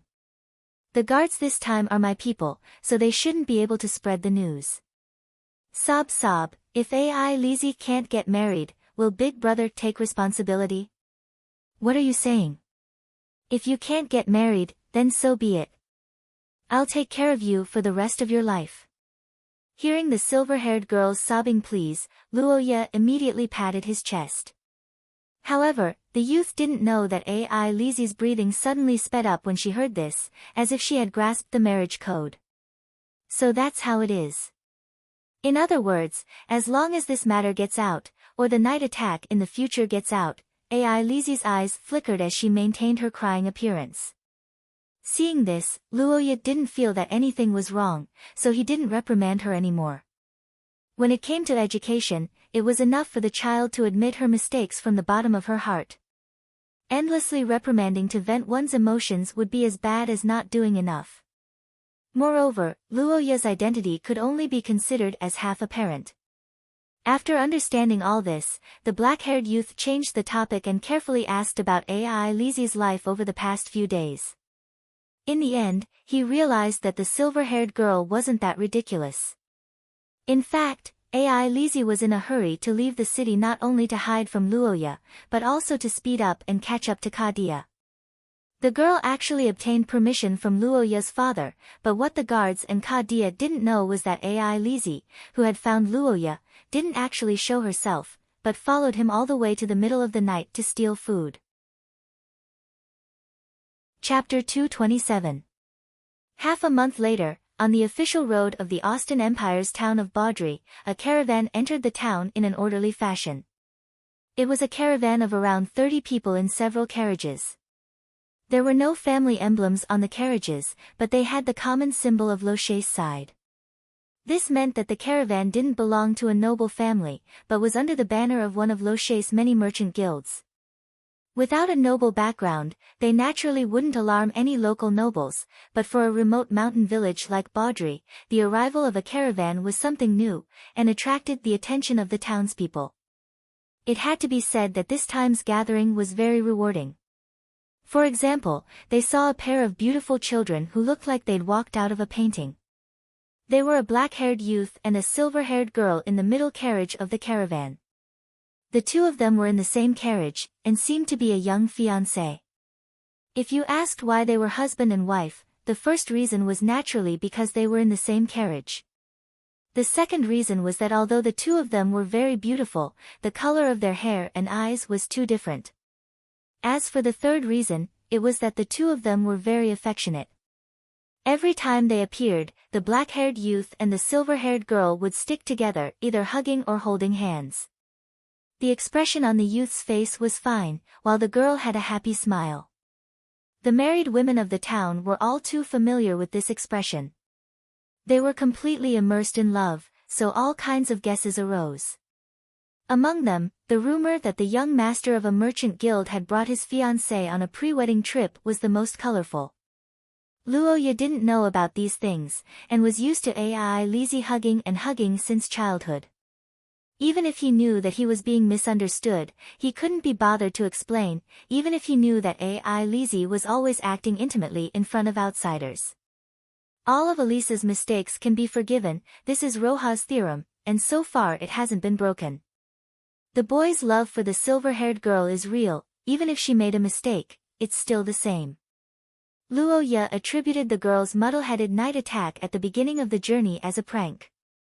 Cynthia and the others didn't dare to raise any objections, but there was no doubt that those who had seen AI Lizzie crawl into bed didn't believe it. Faced with this situation, Luo Ye had no choice but to strictly order everyone not to spread the news. However, AI Lizzie, who wanted the whole world to know about the night attack so that she wouldn't be able to get married, was very dissatisfied with this order. She could only reveal to Cynthia and the others that the two of them were actually foster siblings. When Cynthia found out that Luo Ye was not related to AI Lizzie by blood, she heaved a sigh of relief. She was glad that her holy son did not violate ethics and was an ordinary person with common sense. But then, the way she looked at AI Lizzie changed. That was the way he looked at his mistress. After all, from Cynthia's point of view, the two of them had already shared the same bed. Wasn't their future marriage already set in stone? However, what she didn't know was that Luo Ye's bed was comparable to the city walls of Russia during the 100 Years' War. As the saying went, the flag on the city wall changed. AI Lizzie's army only had the upper hand for a while, but this didn't hinder Cynthia and AI Lizzie's relationship by leaps and bounds. After finding out that the two of them weren't related by blood, the Perseverance Church also chose to side with the siblings during their daily public displays of affection. The Holy Son and Miss AI Lizzie's relationship today was also very good. Cynthia ordered her subordinates to carry the wine while looking in the direction of the carriage with a warm smile. On the carriage, Luo Ye was currently staring at the cup in his hand and swirling it around. After entering the town, Luo Ye ordered his subordinates to collect the scattered cade wine in the shops and even the houses of the residents. As for himself, he directly went to the town's best tavern to buy a cup. Regarding this wine that had a history of more than 1,000 years, Luo Ye, as a historian, was actually quite interested in it. It had to be said that it was really cheap. 2 copper coins for a cup, and there was also a piece of sweet lime in it. According to the tavern owner, it was too bitter, and some people couldn't drink it if they didn't put it in. Luo Ye heard this and tasted it on the spot, but he almost spat it out. Due to the brewing process, the alcohol content of cade wine wasn't high. Perhaps it was because of the mushrooms, but it had a valiant and numbing taste. However, the taste was really bad. Bitter, it was quite bitter, and there was a faint smell of the earth. Compared to the specialty wine of Akat Hill, it was completely opposite. Because it was too disgusting, Luo Ye didn't bring a cup for AI Lizzie. When he returned, the girl's reaction after tasting it proved that Luo Ye's behavior was correct. It was obvious that the local specialty didn't satisfy Luo Ye, but for Luo Ye, who had personally come to the Austin Empire for the first time, there was more to observe. As a lord, it was necessary to visit foreign cities and learn from advanced experiences. After a series of observations, Luo Ye discovered that the Austin Empire wasn't as rich and powerful as he imagined.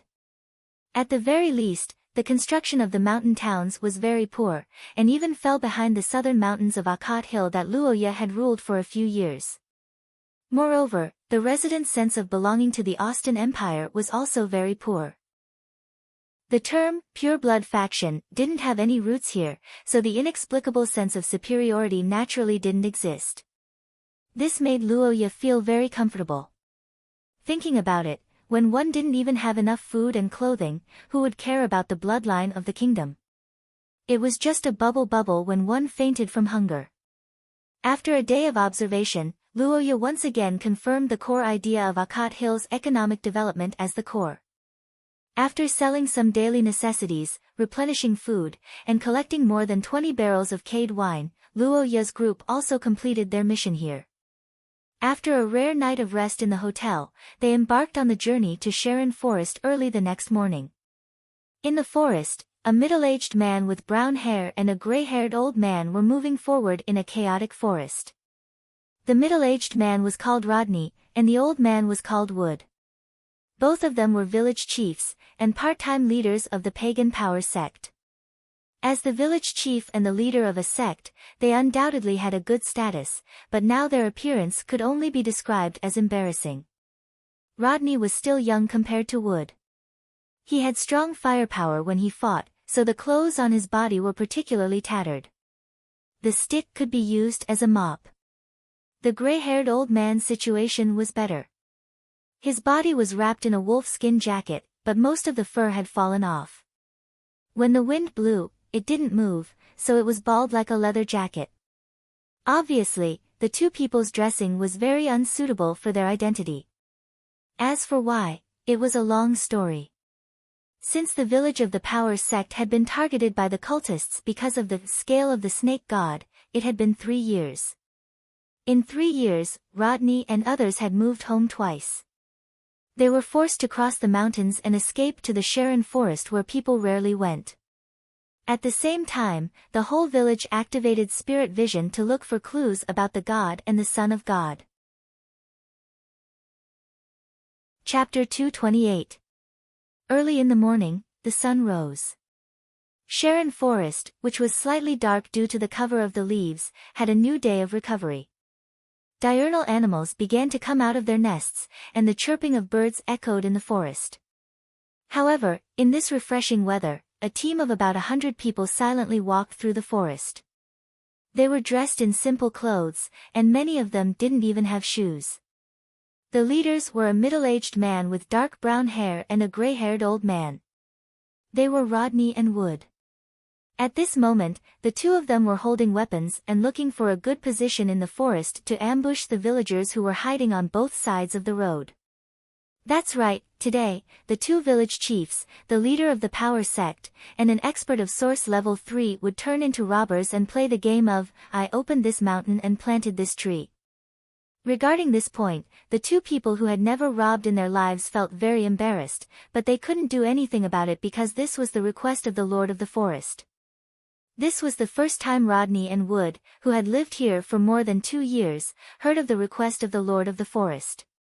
After all, as a Treant who had survived from ancient times, Cade didn't have most of the needs of humans.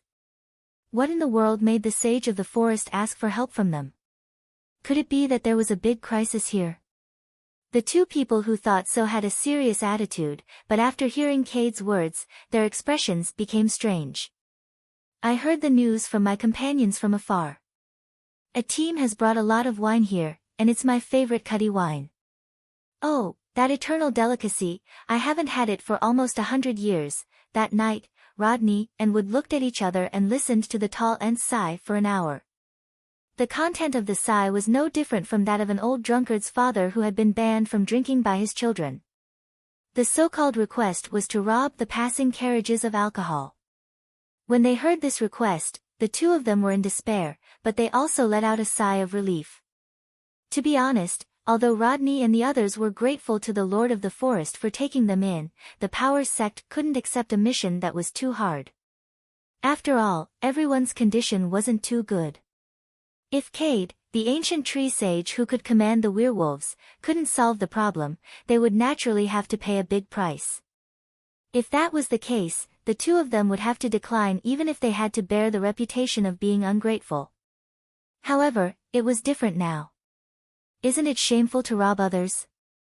This was undoubtedly shameful, especially for a level 3 origin ranker. He was practically a beggar, but he had to admit that it was very safe. The battle between the bandits and the Chamber of Commerce's convoy could be said to be a common occurrence in an area with poor security. However, no matter which side was involved in the battle, their strength was very low, and most of them didn't even have any origin substances. Who would be willing to be a caravan guard or a bandit if they were able to reach source rank 5? Wasn't the position of a captain in the army better? Of course, there were also some wanted extraordinaires who ended up as bandits. However, even if it was a bandit group that spanned across several noble families' territories, the leader would at most be a level 4 source rank extraordinaire. It was impossible for them to be a high-level extraordinaire. There was no other reason for this. It was because once a high-level superhuman appeared, the nature of the group would change. Every country would change the definition of a group at this level to that of a rebel army, and they would immediately send out troops to wipe them out. This was because they were a threat to national security. Because of this, the upper limit of a bandit was only level 4 source rank. Naturally, the weapons used to deal with the bandits were also limited to level 4 source rank. Isn't this risk-free? It was just a caravan transporting wine. Wouldn't it be easy for either of them to capture it? Rodney and Wood, who had been thinking for a long time, looked at each other. A relaxed smile appeared on their faces, and they patted their chests and accepted this matter. Isn't it just wine? We understand. Rob, we can rob. Anyway, this mountain was originally yours. Just treat it as a toll. The two level 3 source rank old foxes immediately agreed to this request. In their opinion, this was a small matter not worth mentioning. However, if they completed it, they would be able to leave with peace of mind. After relaxing, the two returned to the village and immediately began to make arrangements. The information from the trees couldn't describe the scale of the humans, so Rodney and the others didn't know how many guards the caravan had.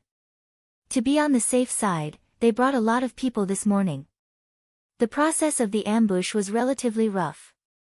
Due to the lack of bows and arrows, the people of the power sect didn't occupy any commanding heights. The plan of Wood and the others was to force them to surrender. It was best not to hurt them. They would just rob the wine and leave to avoid trouble. After hearing that it was unlikely that they would fight and that the things they robbed were only transported by a small caravan, the warriors of the power sect were even less nervous. Their camouflage was basically just hanging 3 or 2 branches on their bodies. It was only at noon that they covered themselves with weeds because the sun was too bright. In this situation where the ambush didn't look like an ambush and a nap didn't look like a nap, a small caravan of about 30 people came along the mountain road. However, what made Rodney and Wood a little strange was that before they entered the encirclement, the whole caravan suddenly stopped. What's going on? Could it be that they were exposed? The middle-aged man and the old man looked at each other. They knew that the ambush of the power sect was not professional enough. However, ordinary people shouldn't be able to discover it because Wood had specifically used an illusion spell. To see through this spell from such a distance, one would need to be at least level 3 source rank. Can there be a level 3 source rank expert in this team? How is it possible? It's a coincidence. Chapter 229. When the huge body wrapped in red light appeared in the valley of the Sharon forest, everyone on the scene stopped moving. Whether it was Rodney and Wood who were shouting and waving their hands, or the warrior who was covered in leaves, all the believers of the Church of Strength paused at the same time. After the stiff feeling that made their blood seem to freeze, what followed was an unbearable heavy pressure. In a short moment, almost all the believers of Power Sect knelt on the ground and lowered their heads under the heavy pressure. Only Rodney and Wood, who were high-level extraordinaries, could barely stand. On the other side of the Perseverance sect, all the mercenaries also felt their bodies sink. They were notified in advance and did not panic, but the powerful presence of the Gulen Daer forced them to look away. Only Cynthia could barely look at this great existence for a while, but the more she observed, the more shocked she was. When one reached Cynthia's level, one's understanding of the gods would be clearer and more accurate. What kind of god, what kind of strength, these could be perceived by high-level extraordinaries. And now, in Cynthia's perception, this huge bloody skeleton was not inferior to the existence of the great mother goddess that she believed in. Double god sacrifice? How could it be? The shock in the woman's heart was indescribable with her eyes wide open. Normally, the ancient gods were harsh. They must be devout to those who could obtain their power. Not to mention 2 part-time jobs. Even if they married a woman that they did not like that much, they might lose their god's favor. However, all of this seemed to be ineffective on Luoya. Cynthia naturally did not know that the relationship between Luoya and Pei Tila and the others was based on an ancient equal contract. he was the guide who brought them back from their endless slumber. Such a relationship was mutually beneficial and was far from the charity of the gods to the believers. The brown-haired woman lowered her head to look at the boy in front of her. Suddenly, she felt that Luoya's strength had become unfathomable. On the other side, the people of Power's sect were completely silent until Wood's voice sounded. Great Existence, please forgive us for being disrespectful to the Son of God. During this hour, Luoya learned about the Church of Strength in detail, which was why the followers of the Gulan Daer had turned into a bunch of beggars. What surprised him was that it seemed to have something to do with the development of the fringe by the House of Seraphia. Because of this, Ai Lizi sympathized with the Church of Strength and strongly condemned the evil forces led by Xia Luot. Big brother, Xia Luot is really a bad woman. While Ai Lizi was attacking, Luoya looked at the scale that Rodney gave her and began to communicate with Pei Tila. Scale of the Serpent Goddess. This so-called sacred object was actually the scale of a serpent with the bloodline of Mother Earth. From Pei Tila's point of view, it was a relic left behind by a descendant of an unknown number of generations. The king of holy beasts would not take it seriously, but to some extent, it was not completely useless. Countless years after Petra's death, it was not easy to find a medium to carry the power of Mother Earth. The scales of this descendant of the same origin were rare. After Petra's blessing, it could become a powerful curse vessel. It was far from being comparable to when it was in Rodney's hands. It could only rely on a little bit of power after death to command the snakes. Needless to say, Power's sect was very traditional. Their respect and trust for Luoya were far higher than Fortitude's sect. Basically, all of them submitted to Luoya after meeting him. At that time, they didn't even know Luoya's name, let alone his status. Of course, there must be a reason why the Gulan Daer appeared directly. But even if it was the scale of the serpent goddess that had never been given to the cultists, Rodney and others did not hide it and directly gave it to Luoya. This was very commendable. According to Rodney and others, Power Sect's original plan was to set off to find Luoya in these few days. It was the first time they engaged in a business of robbery. They usually did not commit any crimes and did not get involved in any trouble.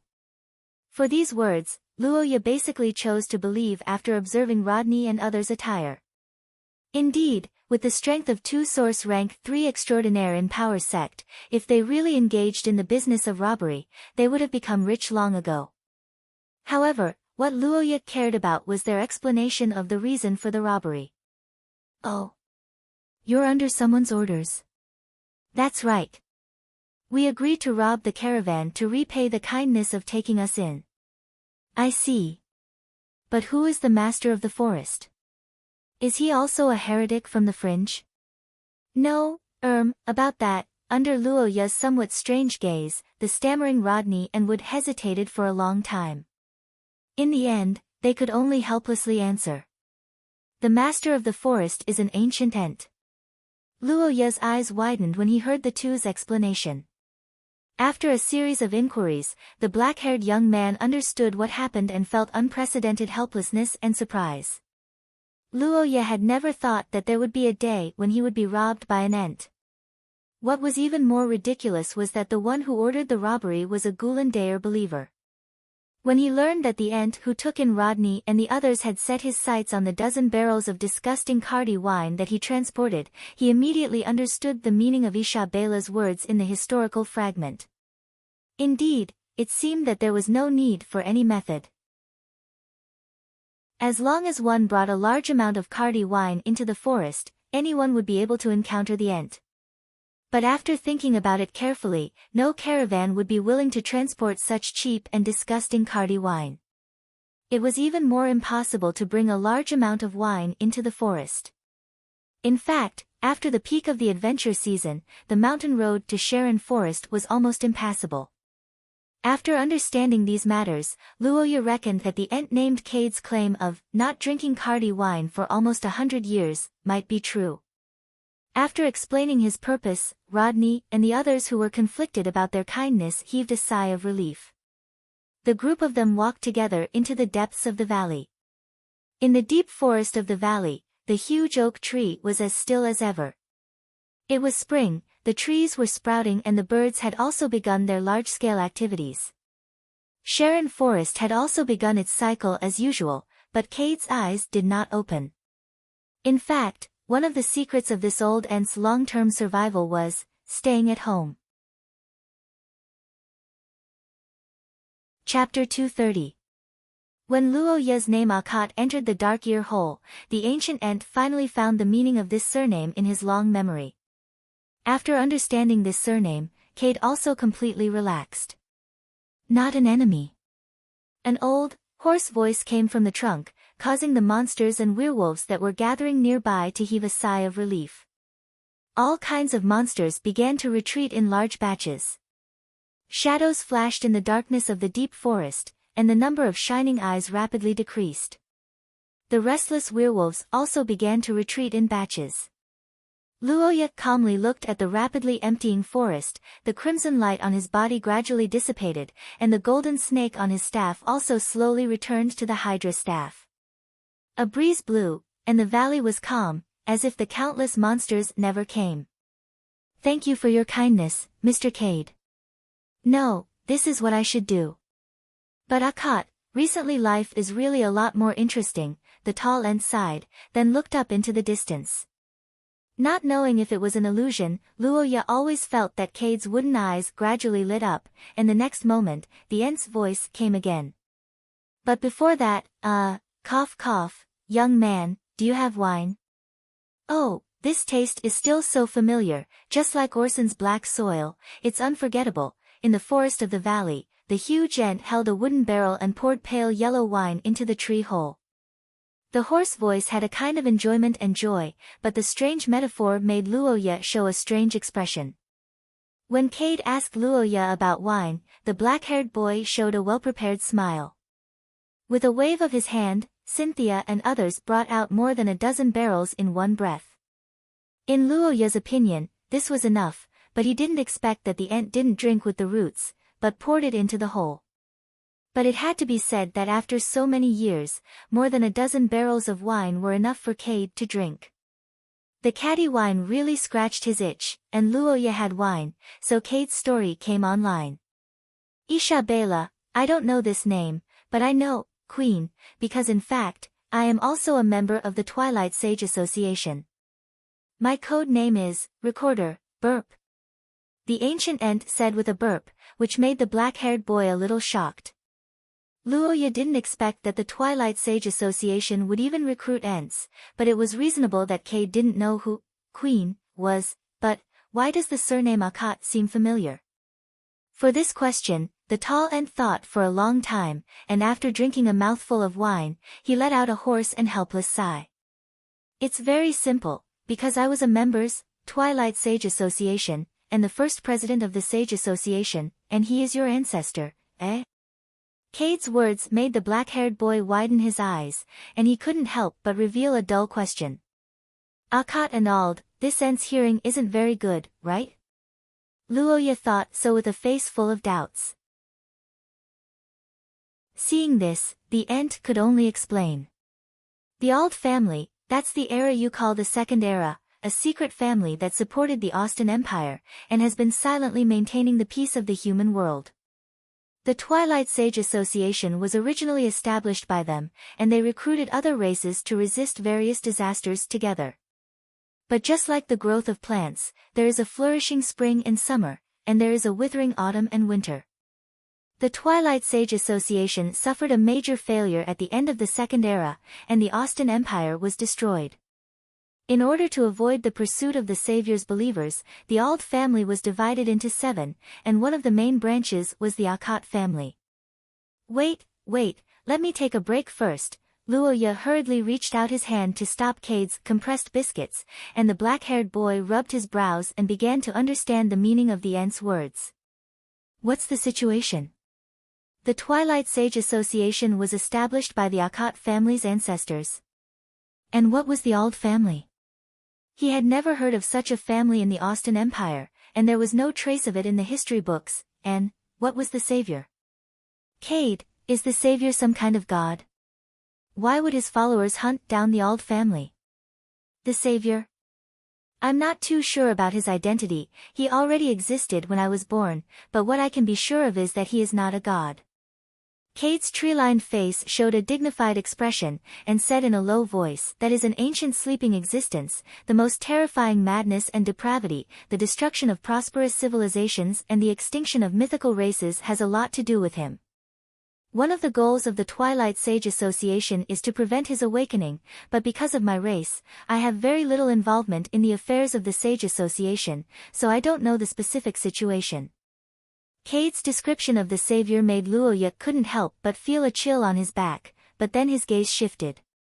Although the terrifying existence that was still sleeping was terrifying, the enemies in the real world needed more attention, such as the believers.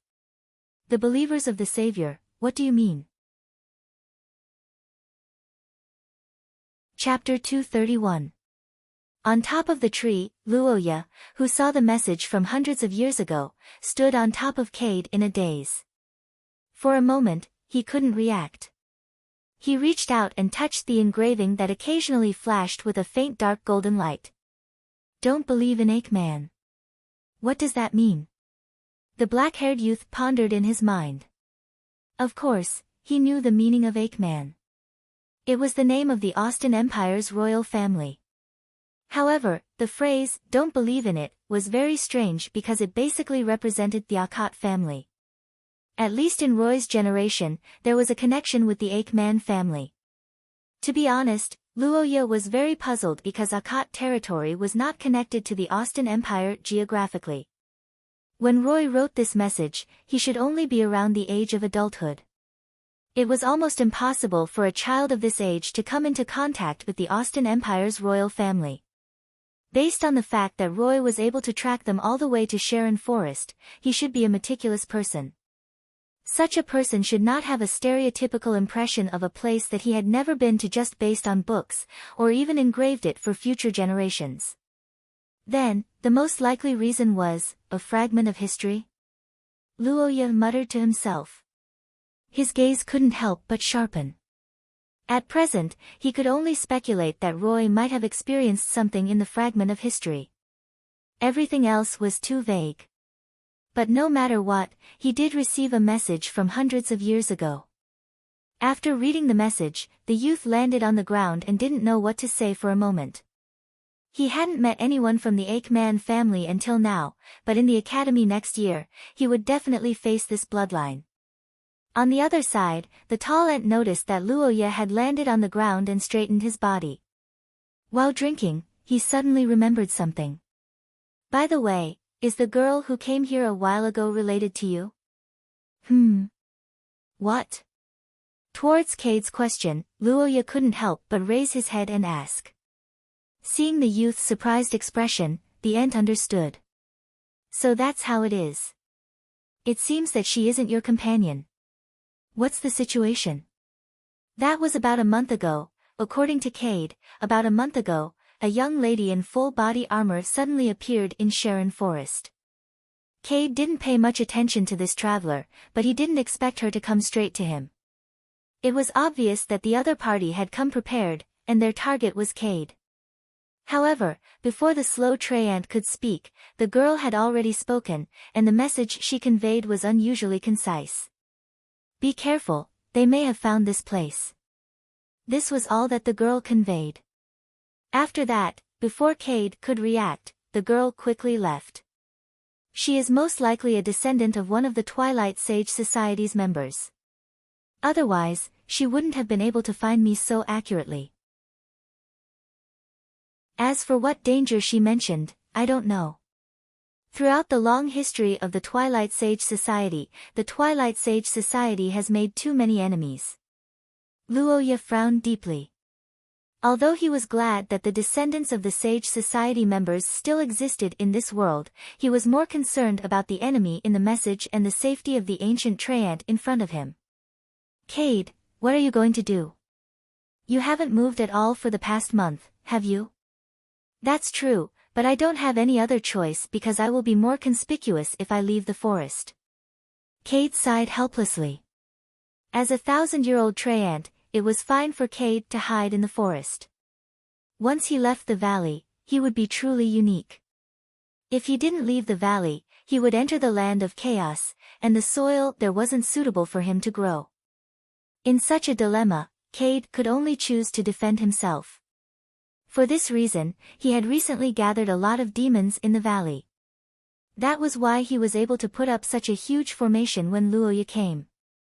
Regarding the current situation, the ancient Treant was helpless, but the black-haired young man widened his eyes when he heard about these troubles. Indeed, in this world filled with humans, a Treant would be exposed as soon as he left the forest, but what if the humans transported him out? It was a wonder that a tree could walk on its own, but it wasn't surprising that a human transported a tree.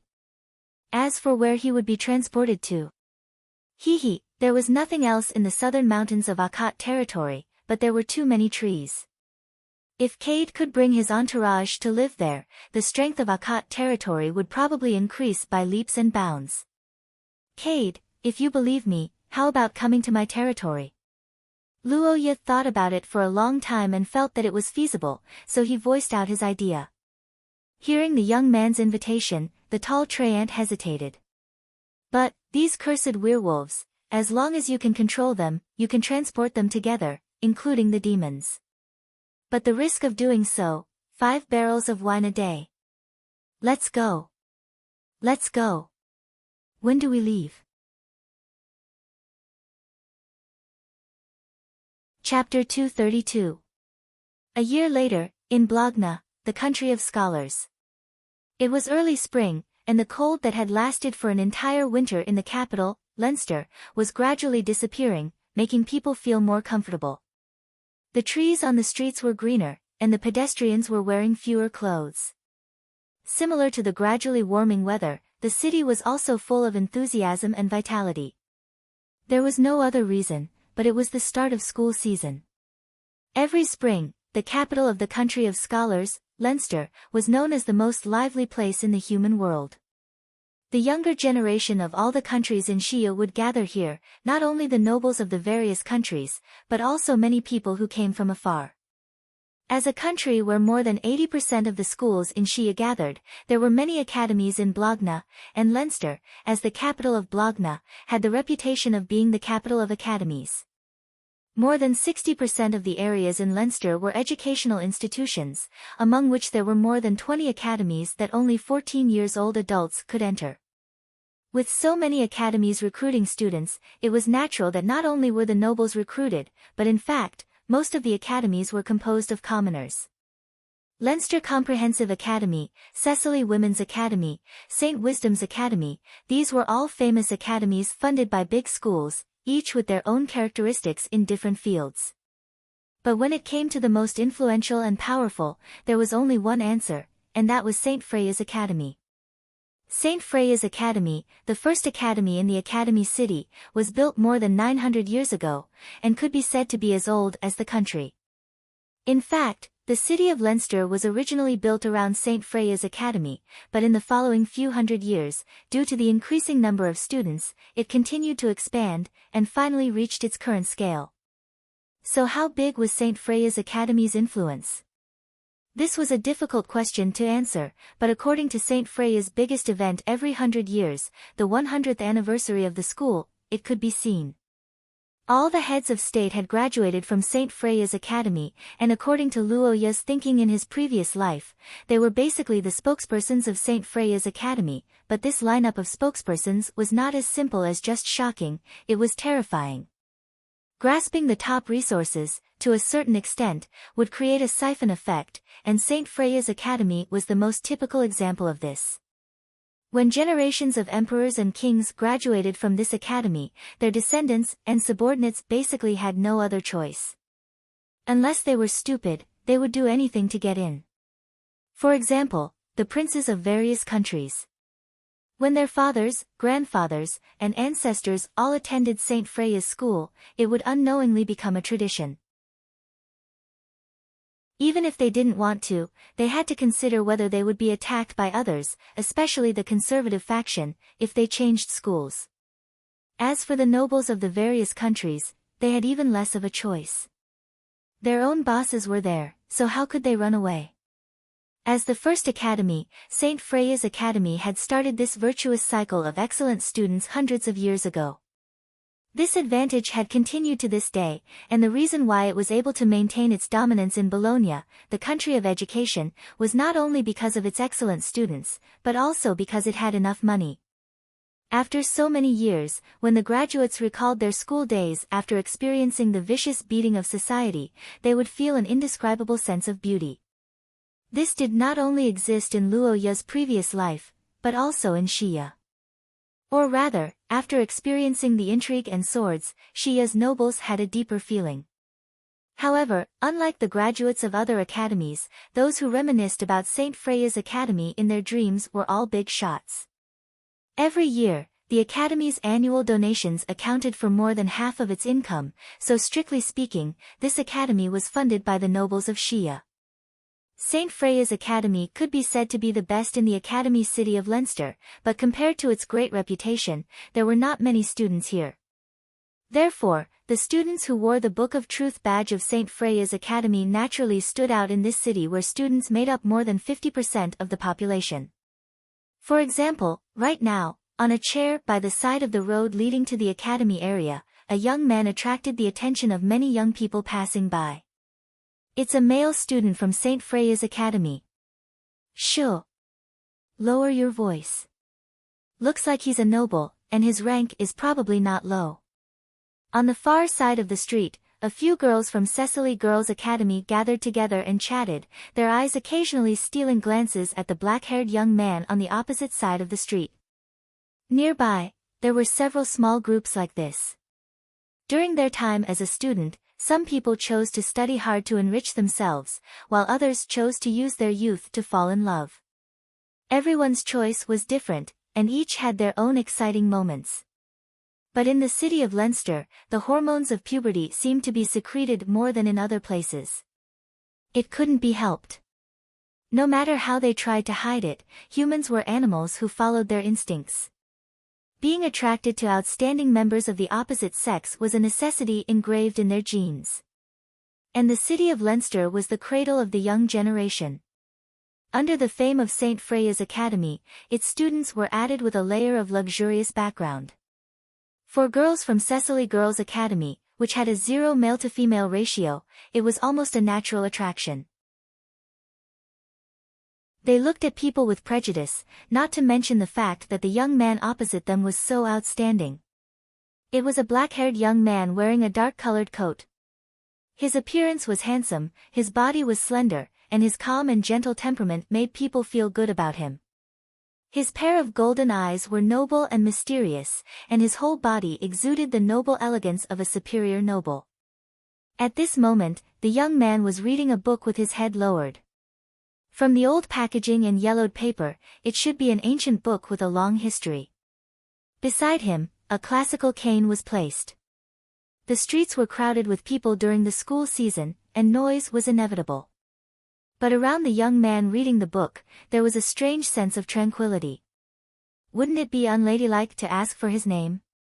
Is he a freshman? Or a senior? It doesn't matter. Hurry up and decide. If you dawdle, the girls from St. Westwood's Academy will beat you to it. The girl groups looked at each other anxiously from afar.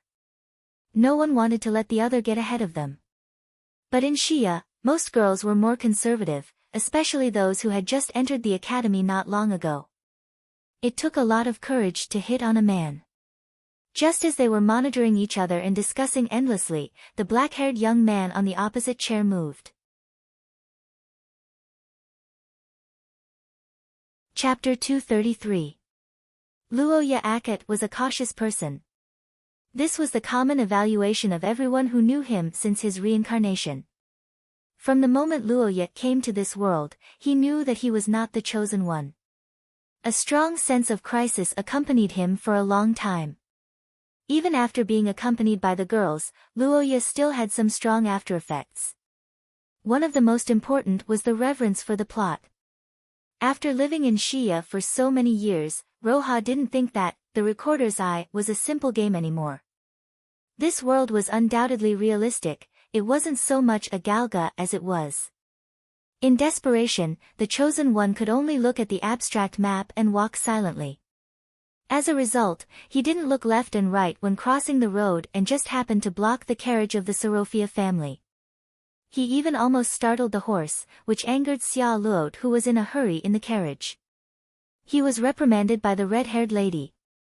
And this was the first meeting between Paul and Xia Luot. It could be said that the plot of the two people after that began to extend from this point. Of course, that was in the game. In reality, everything would change, because Luoya Akit was here. What the hell is this thing that Lisa drew? On the busy street, Paul Ackman looked at the map in his hand with black lines all over his head. He repeatedly looked up at the surroundings and looked down to compare the map with his face full of bewilderment.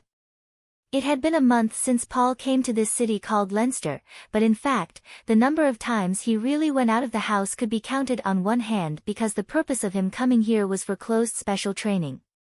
As an illegitimate child found by the spies of the Austin Empire half a year ago, Paul's 16 years of life so far could be said to be quite dull. He grew up as an orphan in a remote village of the Austin Empire and did not receive much education from a young age. He only learned literacy and arithmetic from the retired priest in the village. The rest of the time was basically engaged in agricultural work. At that time, Paul never thought that his life would change in any way. It was not until he was almost kidnapped from the village by the spies that Paul's world changed dramatically. He suddenly became the prince of the Austin Empire. He had an emperor father who looked only middle-aged but was actually more than 100 years old. He had two brothers who disliked him to the extreme and an elder sister whom he had never met. This was his experience in the capital of the Austin Empire, Theo.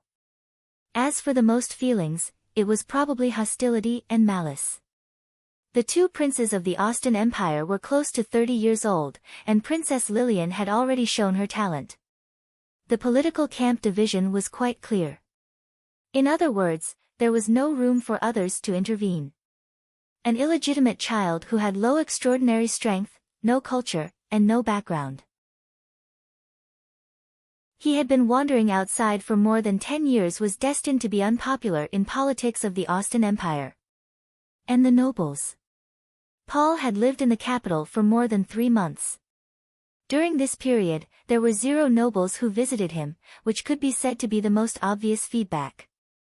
And it was precisely because of this that Emperor Lucas of the Austin Empire had no choice but to let Paul go to school at the age of 16 to make up for the shortcomings in all aspects caused by the years of wandering outside. The 1-month closed-door training involved various fields such as politics, history, language, etiquette, swordsmanship, spells, and so on. However, even with so much training, Paul still didn't make any significant progress, especially in the aspect of extraordinary strength. He always felt that he was lacking something. But it had to be said that although he didn't get along well with the nobles, Paul got along well with the servants. As for the current situation, it was an accident.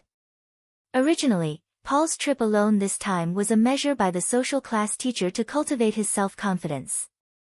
As a student of the St. Freya Academy, he should have received the envious gazes of passers-by while wearing the badge of the Book of Truth. The difficulty of asking for directions would be halved, and he might even be hit on by girls. But the reality was that he forgot to bring it. Without the badge, he only had a map casually drawn by the maid. The huge flow of people in the big city made Paul, who grew up in the village and lived in a society of acquaintances, very uncomfortable. He called out to several girls in a row, but they all rolled their eyes at him. Probably, should I cross the road from here? Enduring the anxiety and pressure in his heart, Paul muttered to himself according to the map, but what he didn't expect was that at this time, a gentle voice suddenly sounded next to him. No, you should keep going straight. Huh? Hearing the answer, Paul, who was taken aback, raised his head and saw a smiling black-haired boy. A dark suit jacket, a white lining, a neat and beautiful bow tie, a slender but slightly thin body, and golden eyes shining with gentle light. The moment he saw Luoya, Paul was stunned for a moment, and he understood one thing reflexively in his mind. This is an aristocrat. Paul looked at the boy in front of him who seemed to be glowing. Thinking so, he couldn't help but lower his head with some inferiority. Luo Ye was taken aback when he saw this. He thought for a moment and asked, "Student, are you looking for the St. Freya Academy?" "Ah, yes, Student?" "Yes, you are a student." Luo Ye reached out and pointed at the badge of the Book of Truth on his chest, smiling at the confused boy. Paul's eyes widened when he saw this, and he hurriedly thanked him. "Thank you, no, thank you for your help, senior. I am a freshman this year. It is my first time coming to the academy."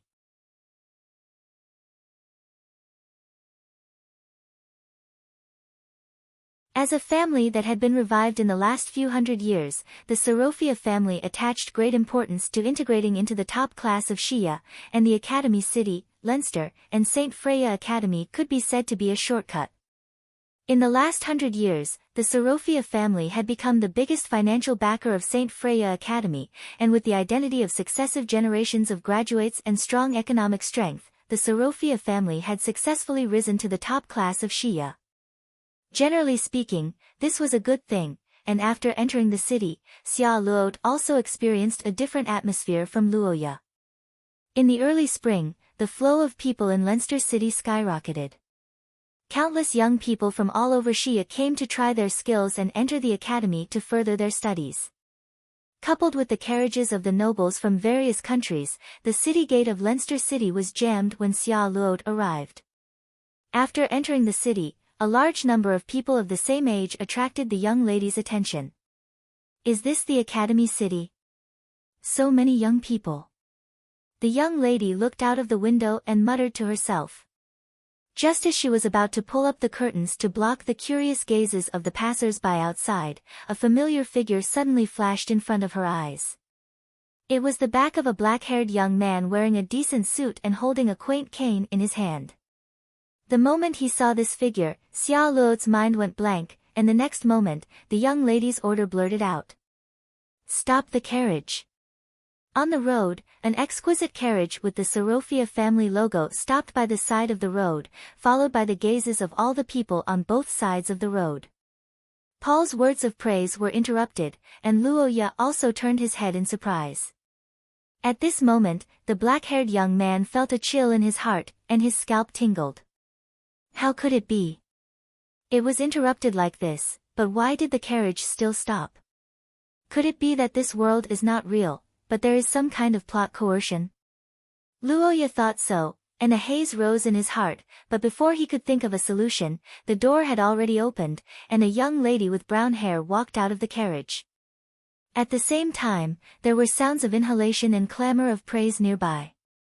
That person is... It's the young lady of the Sorofia family. So beautiful. Xia Luot's peerless appearance and noble temperament almost defeated everyone's heart, and everyone nearby couldn't help but pay attention to her every move. However, the young lady didn't care about these gazes, and her eyes were only fixed in one direction. "She's looking at us." Paul's surprised voice sounded, and the black-haired young man's mind was a little blank, but before Luo Ye could speak, the figure with brown hair had already appeared behind him after a gunshot. "Dear!" In the midst of the excited shout, Xia Luot suddenly hugged the young man from behind. This intimate action immediately caused the students present to exclaim. Luo Ye's brain that finally worked was once again stunned, and so was Paul, whose eyes were wide open. "So, the carriage stopped because of me?" The black-haired young man, who realized the truth, suddenly breathed a sigh of relief, and his body suddenly relaxed. Behind him, the young lady was rubbing his shoulder as if no one else was around. "It's been 3 months, we finally meet again. Fortunately, I paid attention to the roadside, Xia Luot. Don't be like this, there are too many people nearby."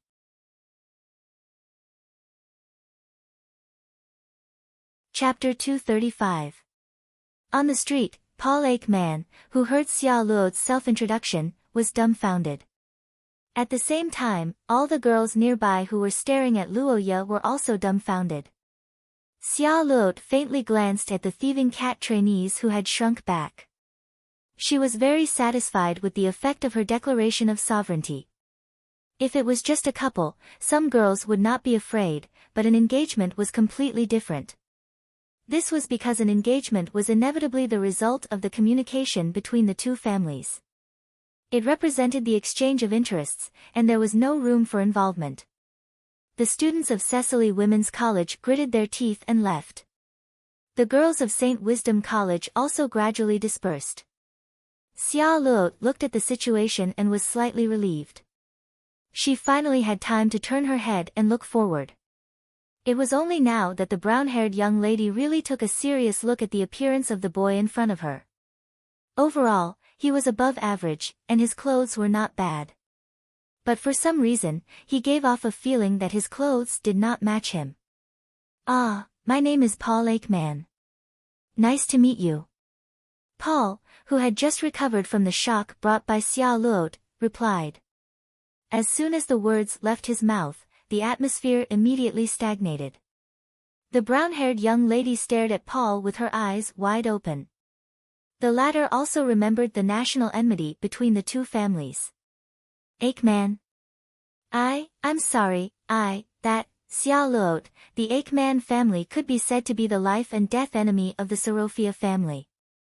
Xiao Luot had already seen Paul, the illegitimate son who had caused a sensation in the Austin Empire half a year ago.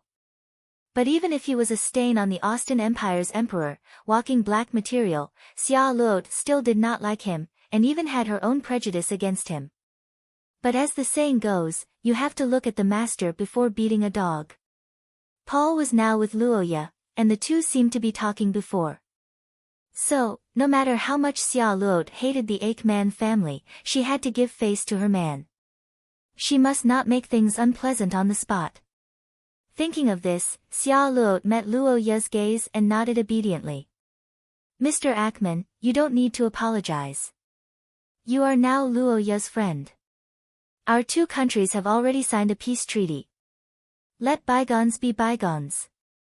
Dear, it's great to be able to see you in advance. However, I'm in a bit of a rush. It seems that we can only meet at the academy later," the reddish-brown-haired girl said as she bowed to the two of them. "Well then, excuse me." Due to the enmity between them and the Aikman, Xiao Luot politely left after greeting them, leaving only a wisp of fragrance in Luoya's nose. Looking at the departing horse-drawn carriage, Paul sighed and blamed himself. "I must have made her unhappy. I'm sorry. Will it affect you?"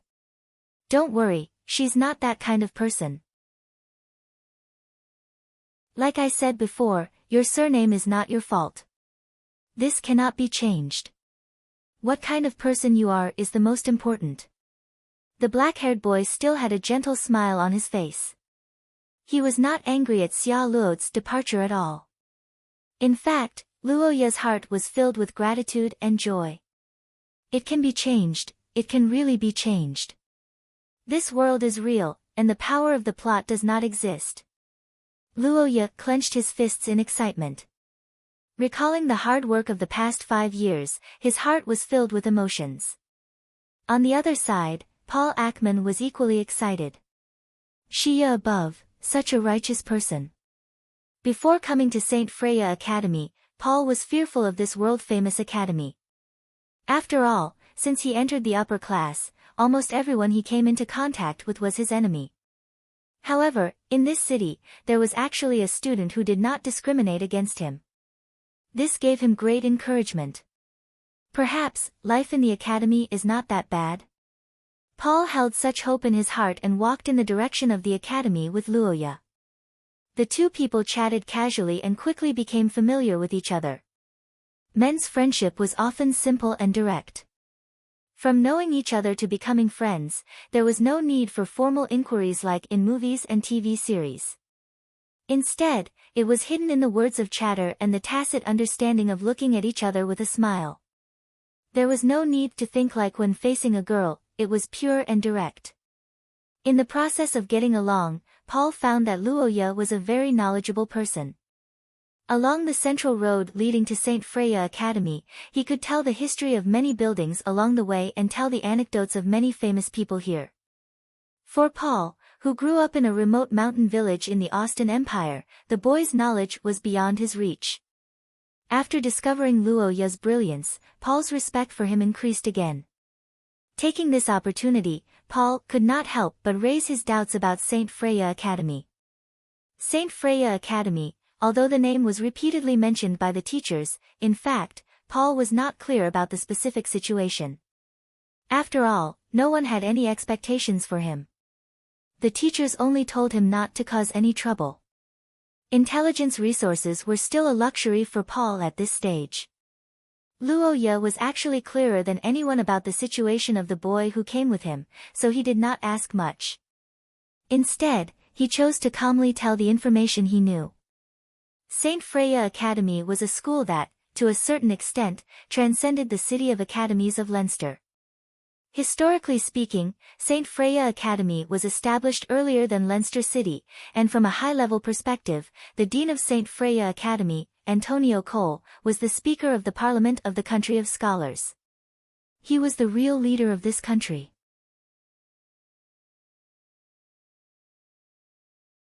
Chapter 236. The moment he stepped into the school gate, Luo Ya's body had an unexpected violent reaction. It was not an exaggeration to describe it as if he was struck by lightning. It was a violent resonance that came from the source substance inside his body, and even his entire bloodline. At this moment, the hustle and bustle of the people nearby seemed to be far away from him.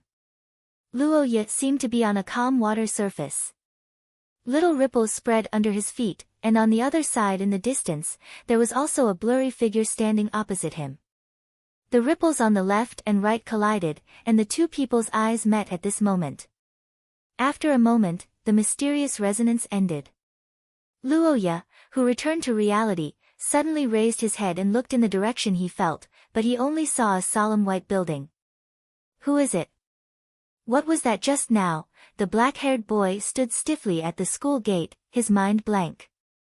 The students passed by him one by one, but Luo Ya still couldn't recover. Crown actually produced a resonance reaction. How is this possible? The boy pondered this question with an incomprehensible expression on his face. The only reason was because of the resonance situation. Resonance between origin substances was something that had a negligible probability of happening. Most people would never encounter such a thing in their entire lives because resonance was actually a special reaction between two people's origin substances and bloodlines. Even in a situation where most extraordinaries would choose one of the three great origin substances, resonance was still extremely rare. However, Luo Ya's situation was different. Luo Ya was not a user of the three great source substances. His crown was an exclusive source substance extended from the Akkad family's bloodline. In theory, in the case where he was the only son of the Akkad family, Luo Ya could not have any resonance reaction in his life. Luo Ya, Luo Ya. Luo Ya turned his head and looked to the side. He saw that Paul was blocked by a female student wearing a purple rose logo. The two of them looked at him together. Perhaps it was because Luo Ya's appearance was better, but the female student's expression softened a lot after she glanced at the school badge on his chest. She opened her mouth to ask about Luo Ya. This student, is he someone you know? I know him. He forgot to bring his school badge, so I can't let him in. I need someone to register and vouch for him or go back to get it. Are you willing to vouch for him? Was this even possible? Luo Ya couldn't help but be taken aback after hearing her words. She didn't expect her existence to cause such a consequence. In the beginning of the game, Paul, who was a lone ranger, didn't know anyone else. So, when he announced his name, it caused a commotion. But now that Luo Ya was beside him, Paul naturally didn't want to cause trouble. Luo Ya, please, help me with this. Looking at the boy in front of her who put his palms together and begged her, Luo Ya's expression became weird. But after thinking about it, she felt relieved. Indeed, if she looked at it from Paul's point of view without the player's point of view, being blocked on the first day of school was undoubtedly a disaster. As an illegitimate child, Paul didn't want to attract too much attention. Is this the butterfly effect? I didn't expect that even Lillian's side was accidentally destroyed. Luoya nodded in the boy's pleading eyes and followed the senior to write the registration form. When she saw Paul's surname, the female student's face changed obviously. But since the procedures were complete, she could only let the two of them go. By the way, senior, can I ask what the building in that direction is? Luoya pointed to a white building in the direction of her perception and asked, trying to find some clues for her strange feeling just now. However, after learning Paul's identity, the female student's attitude suddenly turned cold. I don't know. I see. The black-haired boy didn't ask any more questions. Instead, he stared in that direction and pondered. After hesitating for a moment, Luoya gave up the idea of rushing over now. The information obtained from the resonance at that moment was too little. It was almost useless in the school where the flow of people and the density of the population was very high. If she ran over now, Luoya wouldn't be able to distinguish which one was the resonator. Thinking of this, the boy could only shake his head and continue walking. Although Luoya was very puzzled by this situation, resonance was something that would happen sooner or later as long as one lived in the school. Now, it seemed that the entrance ceremony was more important. Luoya, thank you. After walking for a distance, Paul, who was clutching his chest with an expression of having escaped a disaster, said so sincerely. The black-haired boy didn't know whether to laugh or cry.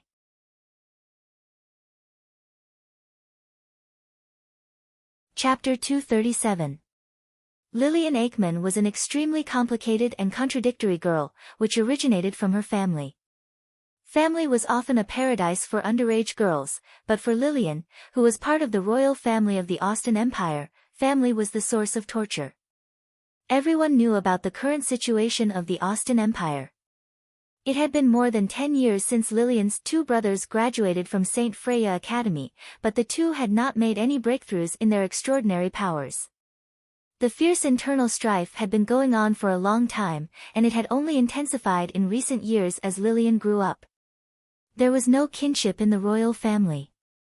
This sentence could not be more appropriate to describe the royal family of the Austen Empire.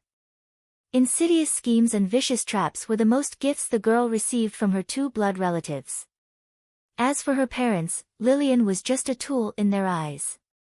One was a tool for inheritance, and the other was a tool for maintaining their own prosperity and wealth. She was not replaced because she was the best. The ugliness of human nature was exposed to Lillian early on, causing the girl to give up on her family, which was just a facade. However, this was also the reason why Lillian was conflicted. Just like how the more you lacked something, the more you yearned for it. Deep in Lillian Aikman's heart, she was extremely eager to have a real family. To love and care for each other, to have a deep, unchangeable, and inseparable relationship, this was the real family in Lillian's heart.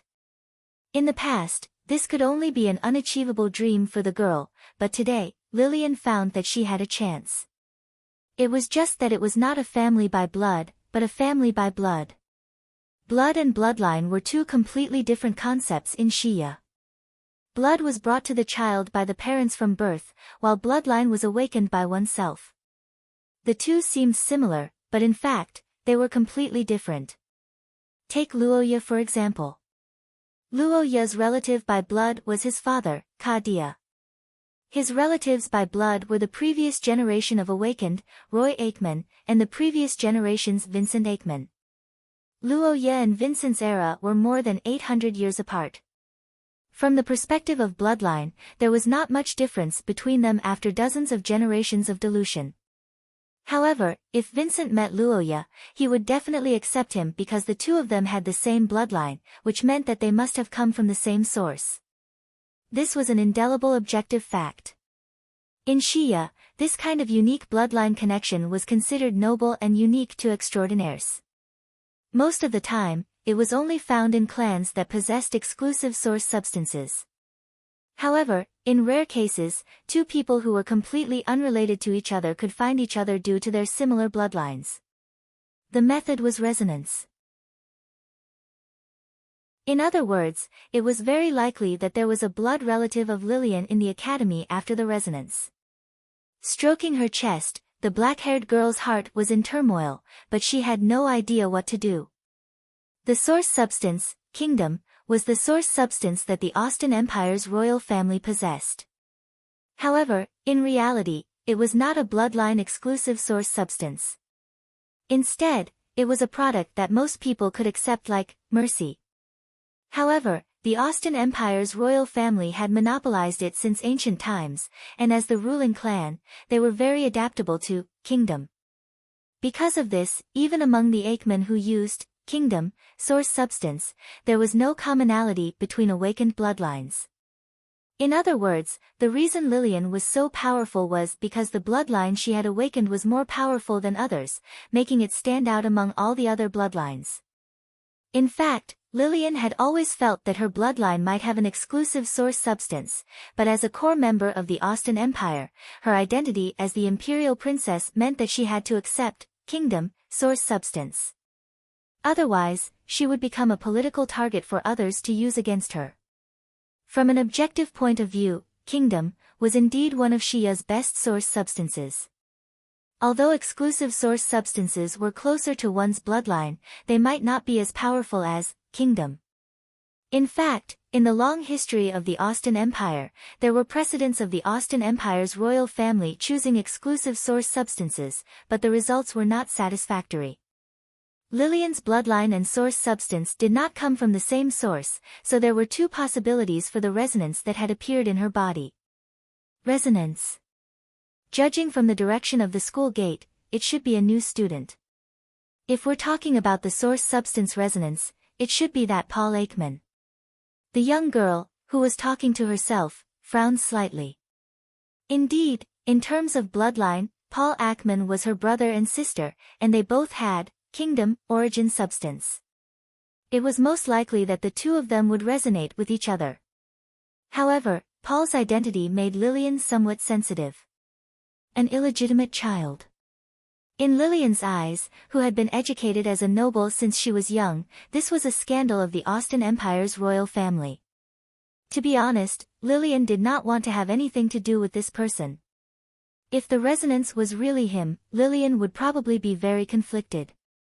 Of course, there was another possibility, which was that it was not a source substance, but a more fundamental bloodline resonance. However, when she thought about this possibility, Lillian's eyes dimmed. Bloodline users were 1 in a million. Someone who had awakened the same extraordinary bloodline as Lillian, entered the same school in the same era, and happened to have a resonance. The probability of such a thing happening was probably so low that it could not be calculated. That's true. How could there be such a fate in this world? The black-haired girl who had calmed down sighed at her own extravagant hope. She slowly walked back to the table, and then her gaze sank slightly. At this moment, there was an exquisite letter in the middle of the table. The familiar double eagle symbol on the wax represented the Austen Empire's royal family. However, unlike the past, this letter was not written by someone else. It was written by the Austen Empire's emperor, Lucas. The meaning of the handwritten letter was self-evident. The contents of the letter were undoubtedly important. The black-haired girl naturally knew this. Therefore, after carefully opening the letter, she carefully read it. However, the contents of the letter left her rather confused. There were roughly 2 points in the letter. The first point was to ask Lillian not to let Paul Aikman, who had entered the school this year, have a hard time. Lillian had already guessed this request. After all, no matter what, Paul now carried the name of the Aikman family. However, the second point was completely unexpected to Lillian. Don't get close to the Akat family. That was the content of the second paragraph, and Lillian also sensed that this was the true purpose of Lucas' letter. The Akat family was a great noble family in the Saint Maester theocracy. As the Empress, Lillian had naturally heard of it. However, she was not allowed to get close to this family. What was the reason behind this obviously hostile order? The black-haired girl pondered for a long time but still could not figure it out. She could only pick up the student file placed on the side and flip through it again. Luo Ya caught, looking at the name on the file, Lillian began to ponder in the empty room.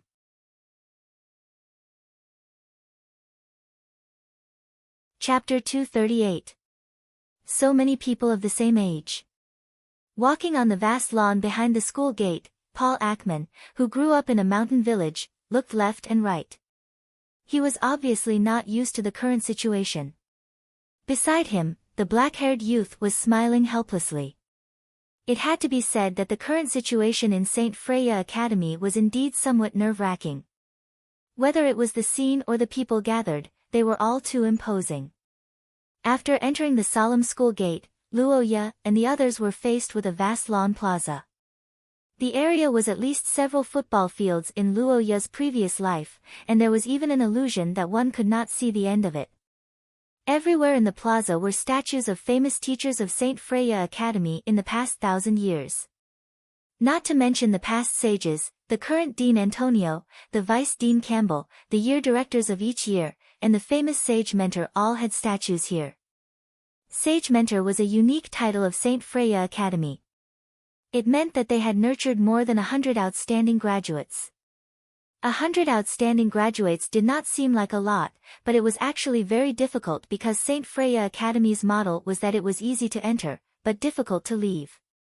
St. Freya Academy's entrance was actually not difficult, mainly because the tuition was expensive. However, it was very difficult to graduate from this school normally. In fact, every year there were many people who dropped out or repeated a year because of the lack of credits. The requirements for outstanding graduates were different from ordinary ones. They needed to be proficient in both literature and martial arts, and their credits were ranked in the top 100 of the school.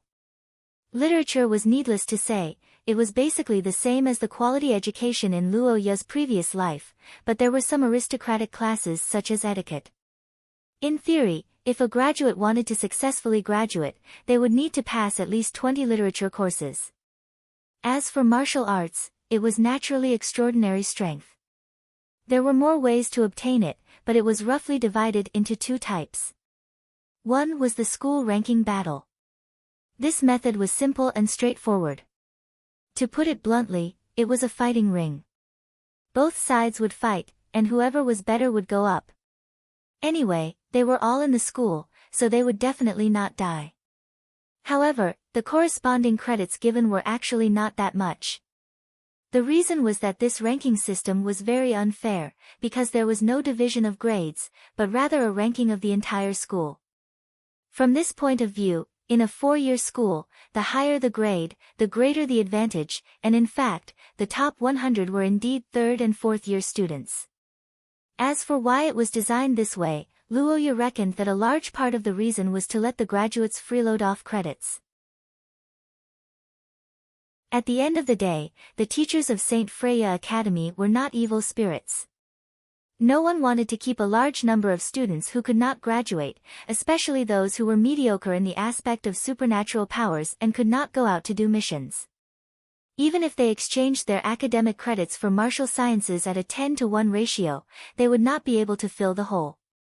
At this time, the ranking battle was useful.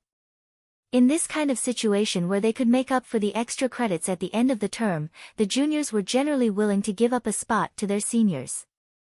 Of course, it was impossible to place too high up in the rankings, because there was a ranking list for the top 20. It would be broadcasted every month, and when there were real-time changes, it would also be broadcasted to the entire school. In fact, the top 20 ranking battles, as long as it was an open battle, would always be filled with spectators. It was considered a big event in the school. Without a doubt, the top 20 ranking battle was a great tool to increase one's reputation. It was also the goal of many youths in the school who had nowhere to vent their adolescent hormones. Do you want to be the school's idol? If you do, then go to the ranking battle. Of course, other than these dream chasers, there was another group of people who had to fight their way up, and that was the ringbearers. As the school's leaders, the ring-bearers had great power, but they also needed to prove themselves with commensurate abilities. The ranking battle was the simplest and most straightforward way, and also the best way to deter those who intended to offend them. For example, the current ranking list, the top 3 were the 3 ring-bearers. For the ring-bearers, the ranking list was a form of publicity, and the corresponding credits were dispensable. The second way to obtain credits in martial arts was to go out and complete missions. St. Freya Academy was one of the places where the schools gathered, and there were all kinds of magical materials required. Old professors from the archaeology department led teams to explore ruins, secret realms, and the neighboring countries asked for help. All kinds of missions were endless, and the credits were generally high. But correspondingly, going out to do missions was different from the ranking battle in the school. There was a certain degree of danger. Although the teachers who led the teams would do their best to avoid accidents, there would be a relatively big accident every 10 years or so. From this point of view, going out to do missions did not seem to be very cost-effective. After all, it was just school, and there was no need to take risks for credits. But in fact, many people who frequently participated in missions were not for credits, but for the growth of their supernatural powers. As the saying went, actual combat was the fastest way to grow, and going out to do missions could be said to be a kind of actual combat with a certain degree of insurance. It could even be said that high-ranking extraordinaires could become one's personal bodyguard.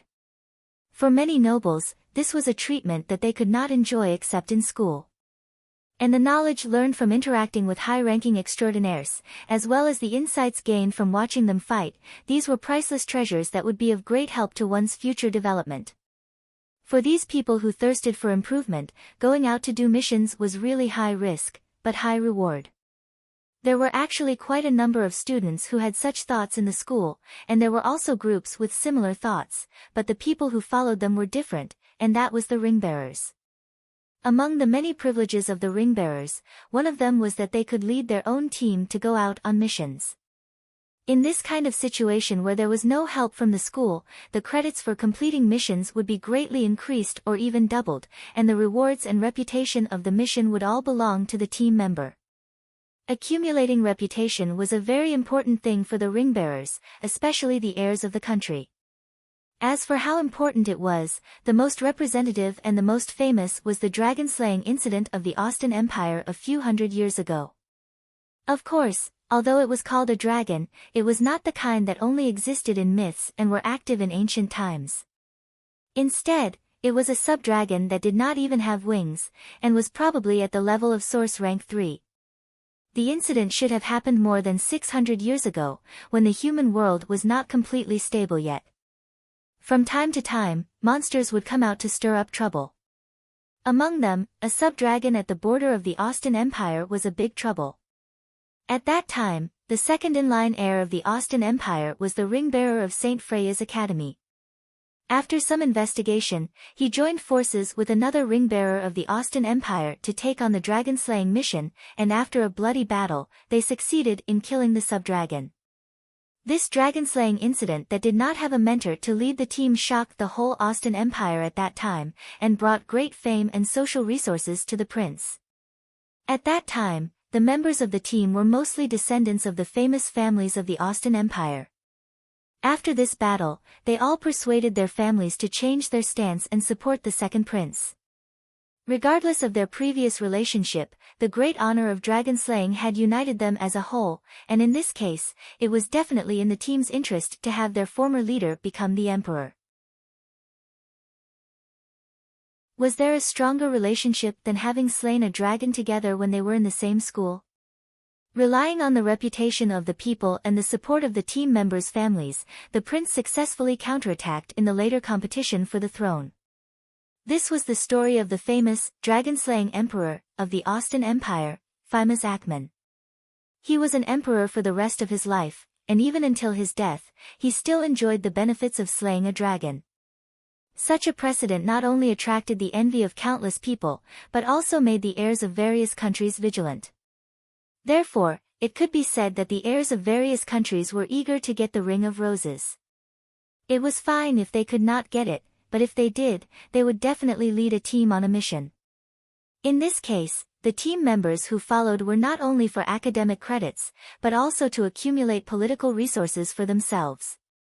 Under such circumstances, the number of people who went out on missions every year was still very high, and it was also the main way to provide academic credits.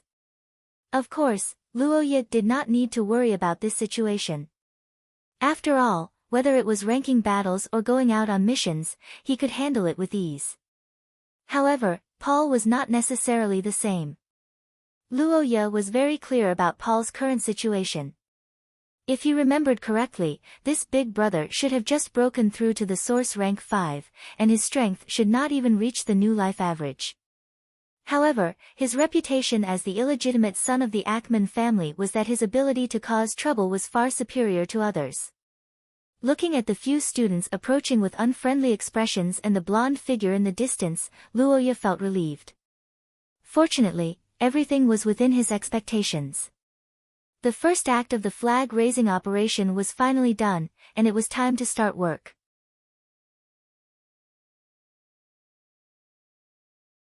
Chapter 239. The black-haired teenager looked at the students who were staring at Paul from the side, then looked up at the familiar blonde figure surrounded by the crowd in front of him. Finally, he looked around and sighed. At the same time, he was relieved. If Luoya remembered correctly, this should be the last scene of Paul and Ackerman's encounter. Who in the world wanted Paul to disappear the most? In the plot of Recorder's Eye, it might have been Luoya, but in reality, everything had changed. Luoya obviously had no such need, and the throne of the villain was naturally left to the other two. They were Paul's two good brothers. Since ancient times, internal strife was often the best explanation. The current situation of the Austin Empire was the best example. As an illegitimate child, Paul Ackerman's talent was mediocre, but even so, the two princes of the Austin Empire were still worried. In fact, they didn't want Paul to go to school at all, because going to school was equivalent to having the hope of progress. Paul's hope of being promoted to a high-level extraordinaire was despair for them. Therefore, when Paul entered the academy, he was a gift from the two good brothers. After more than 10 years of running the Austin Empire's aristocracy, how could the academy lack their lackeys?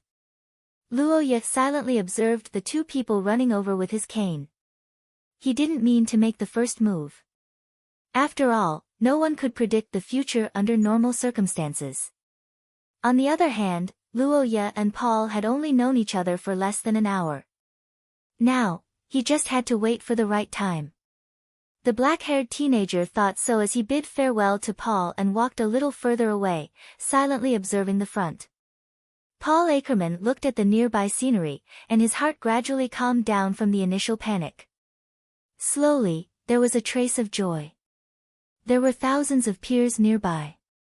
This was something Paul had never experienced before, so of course, it made him a little nervous.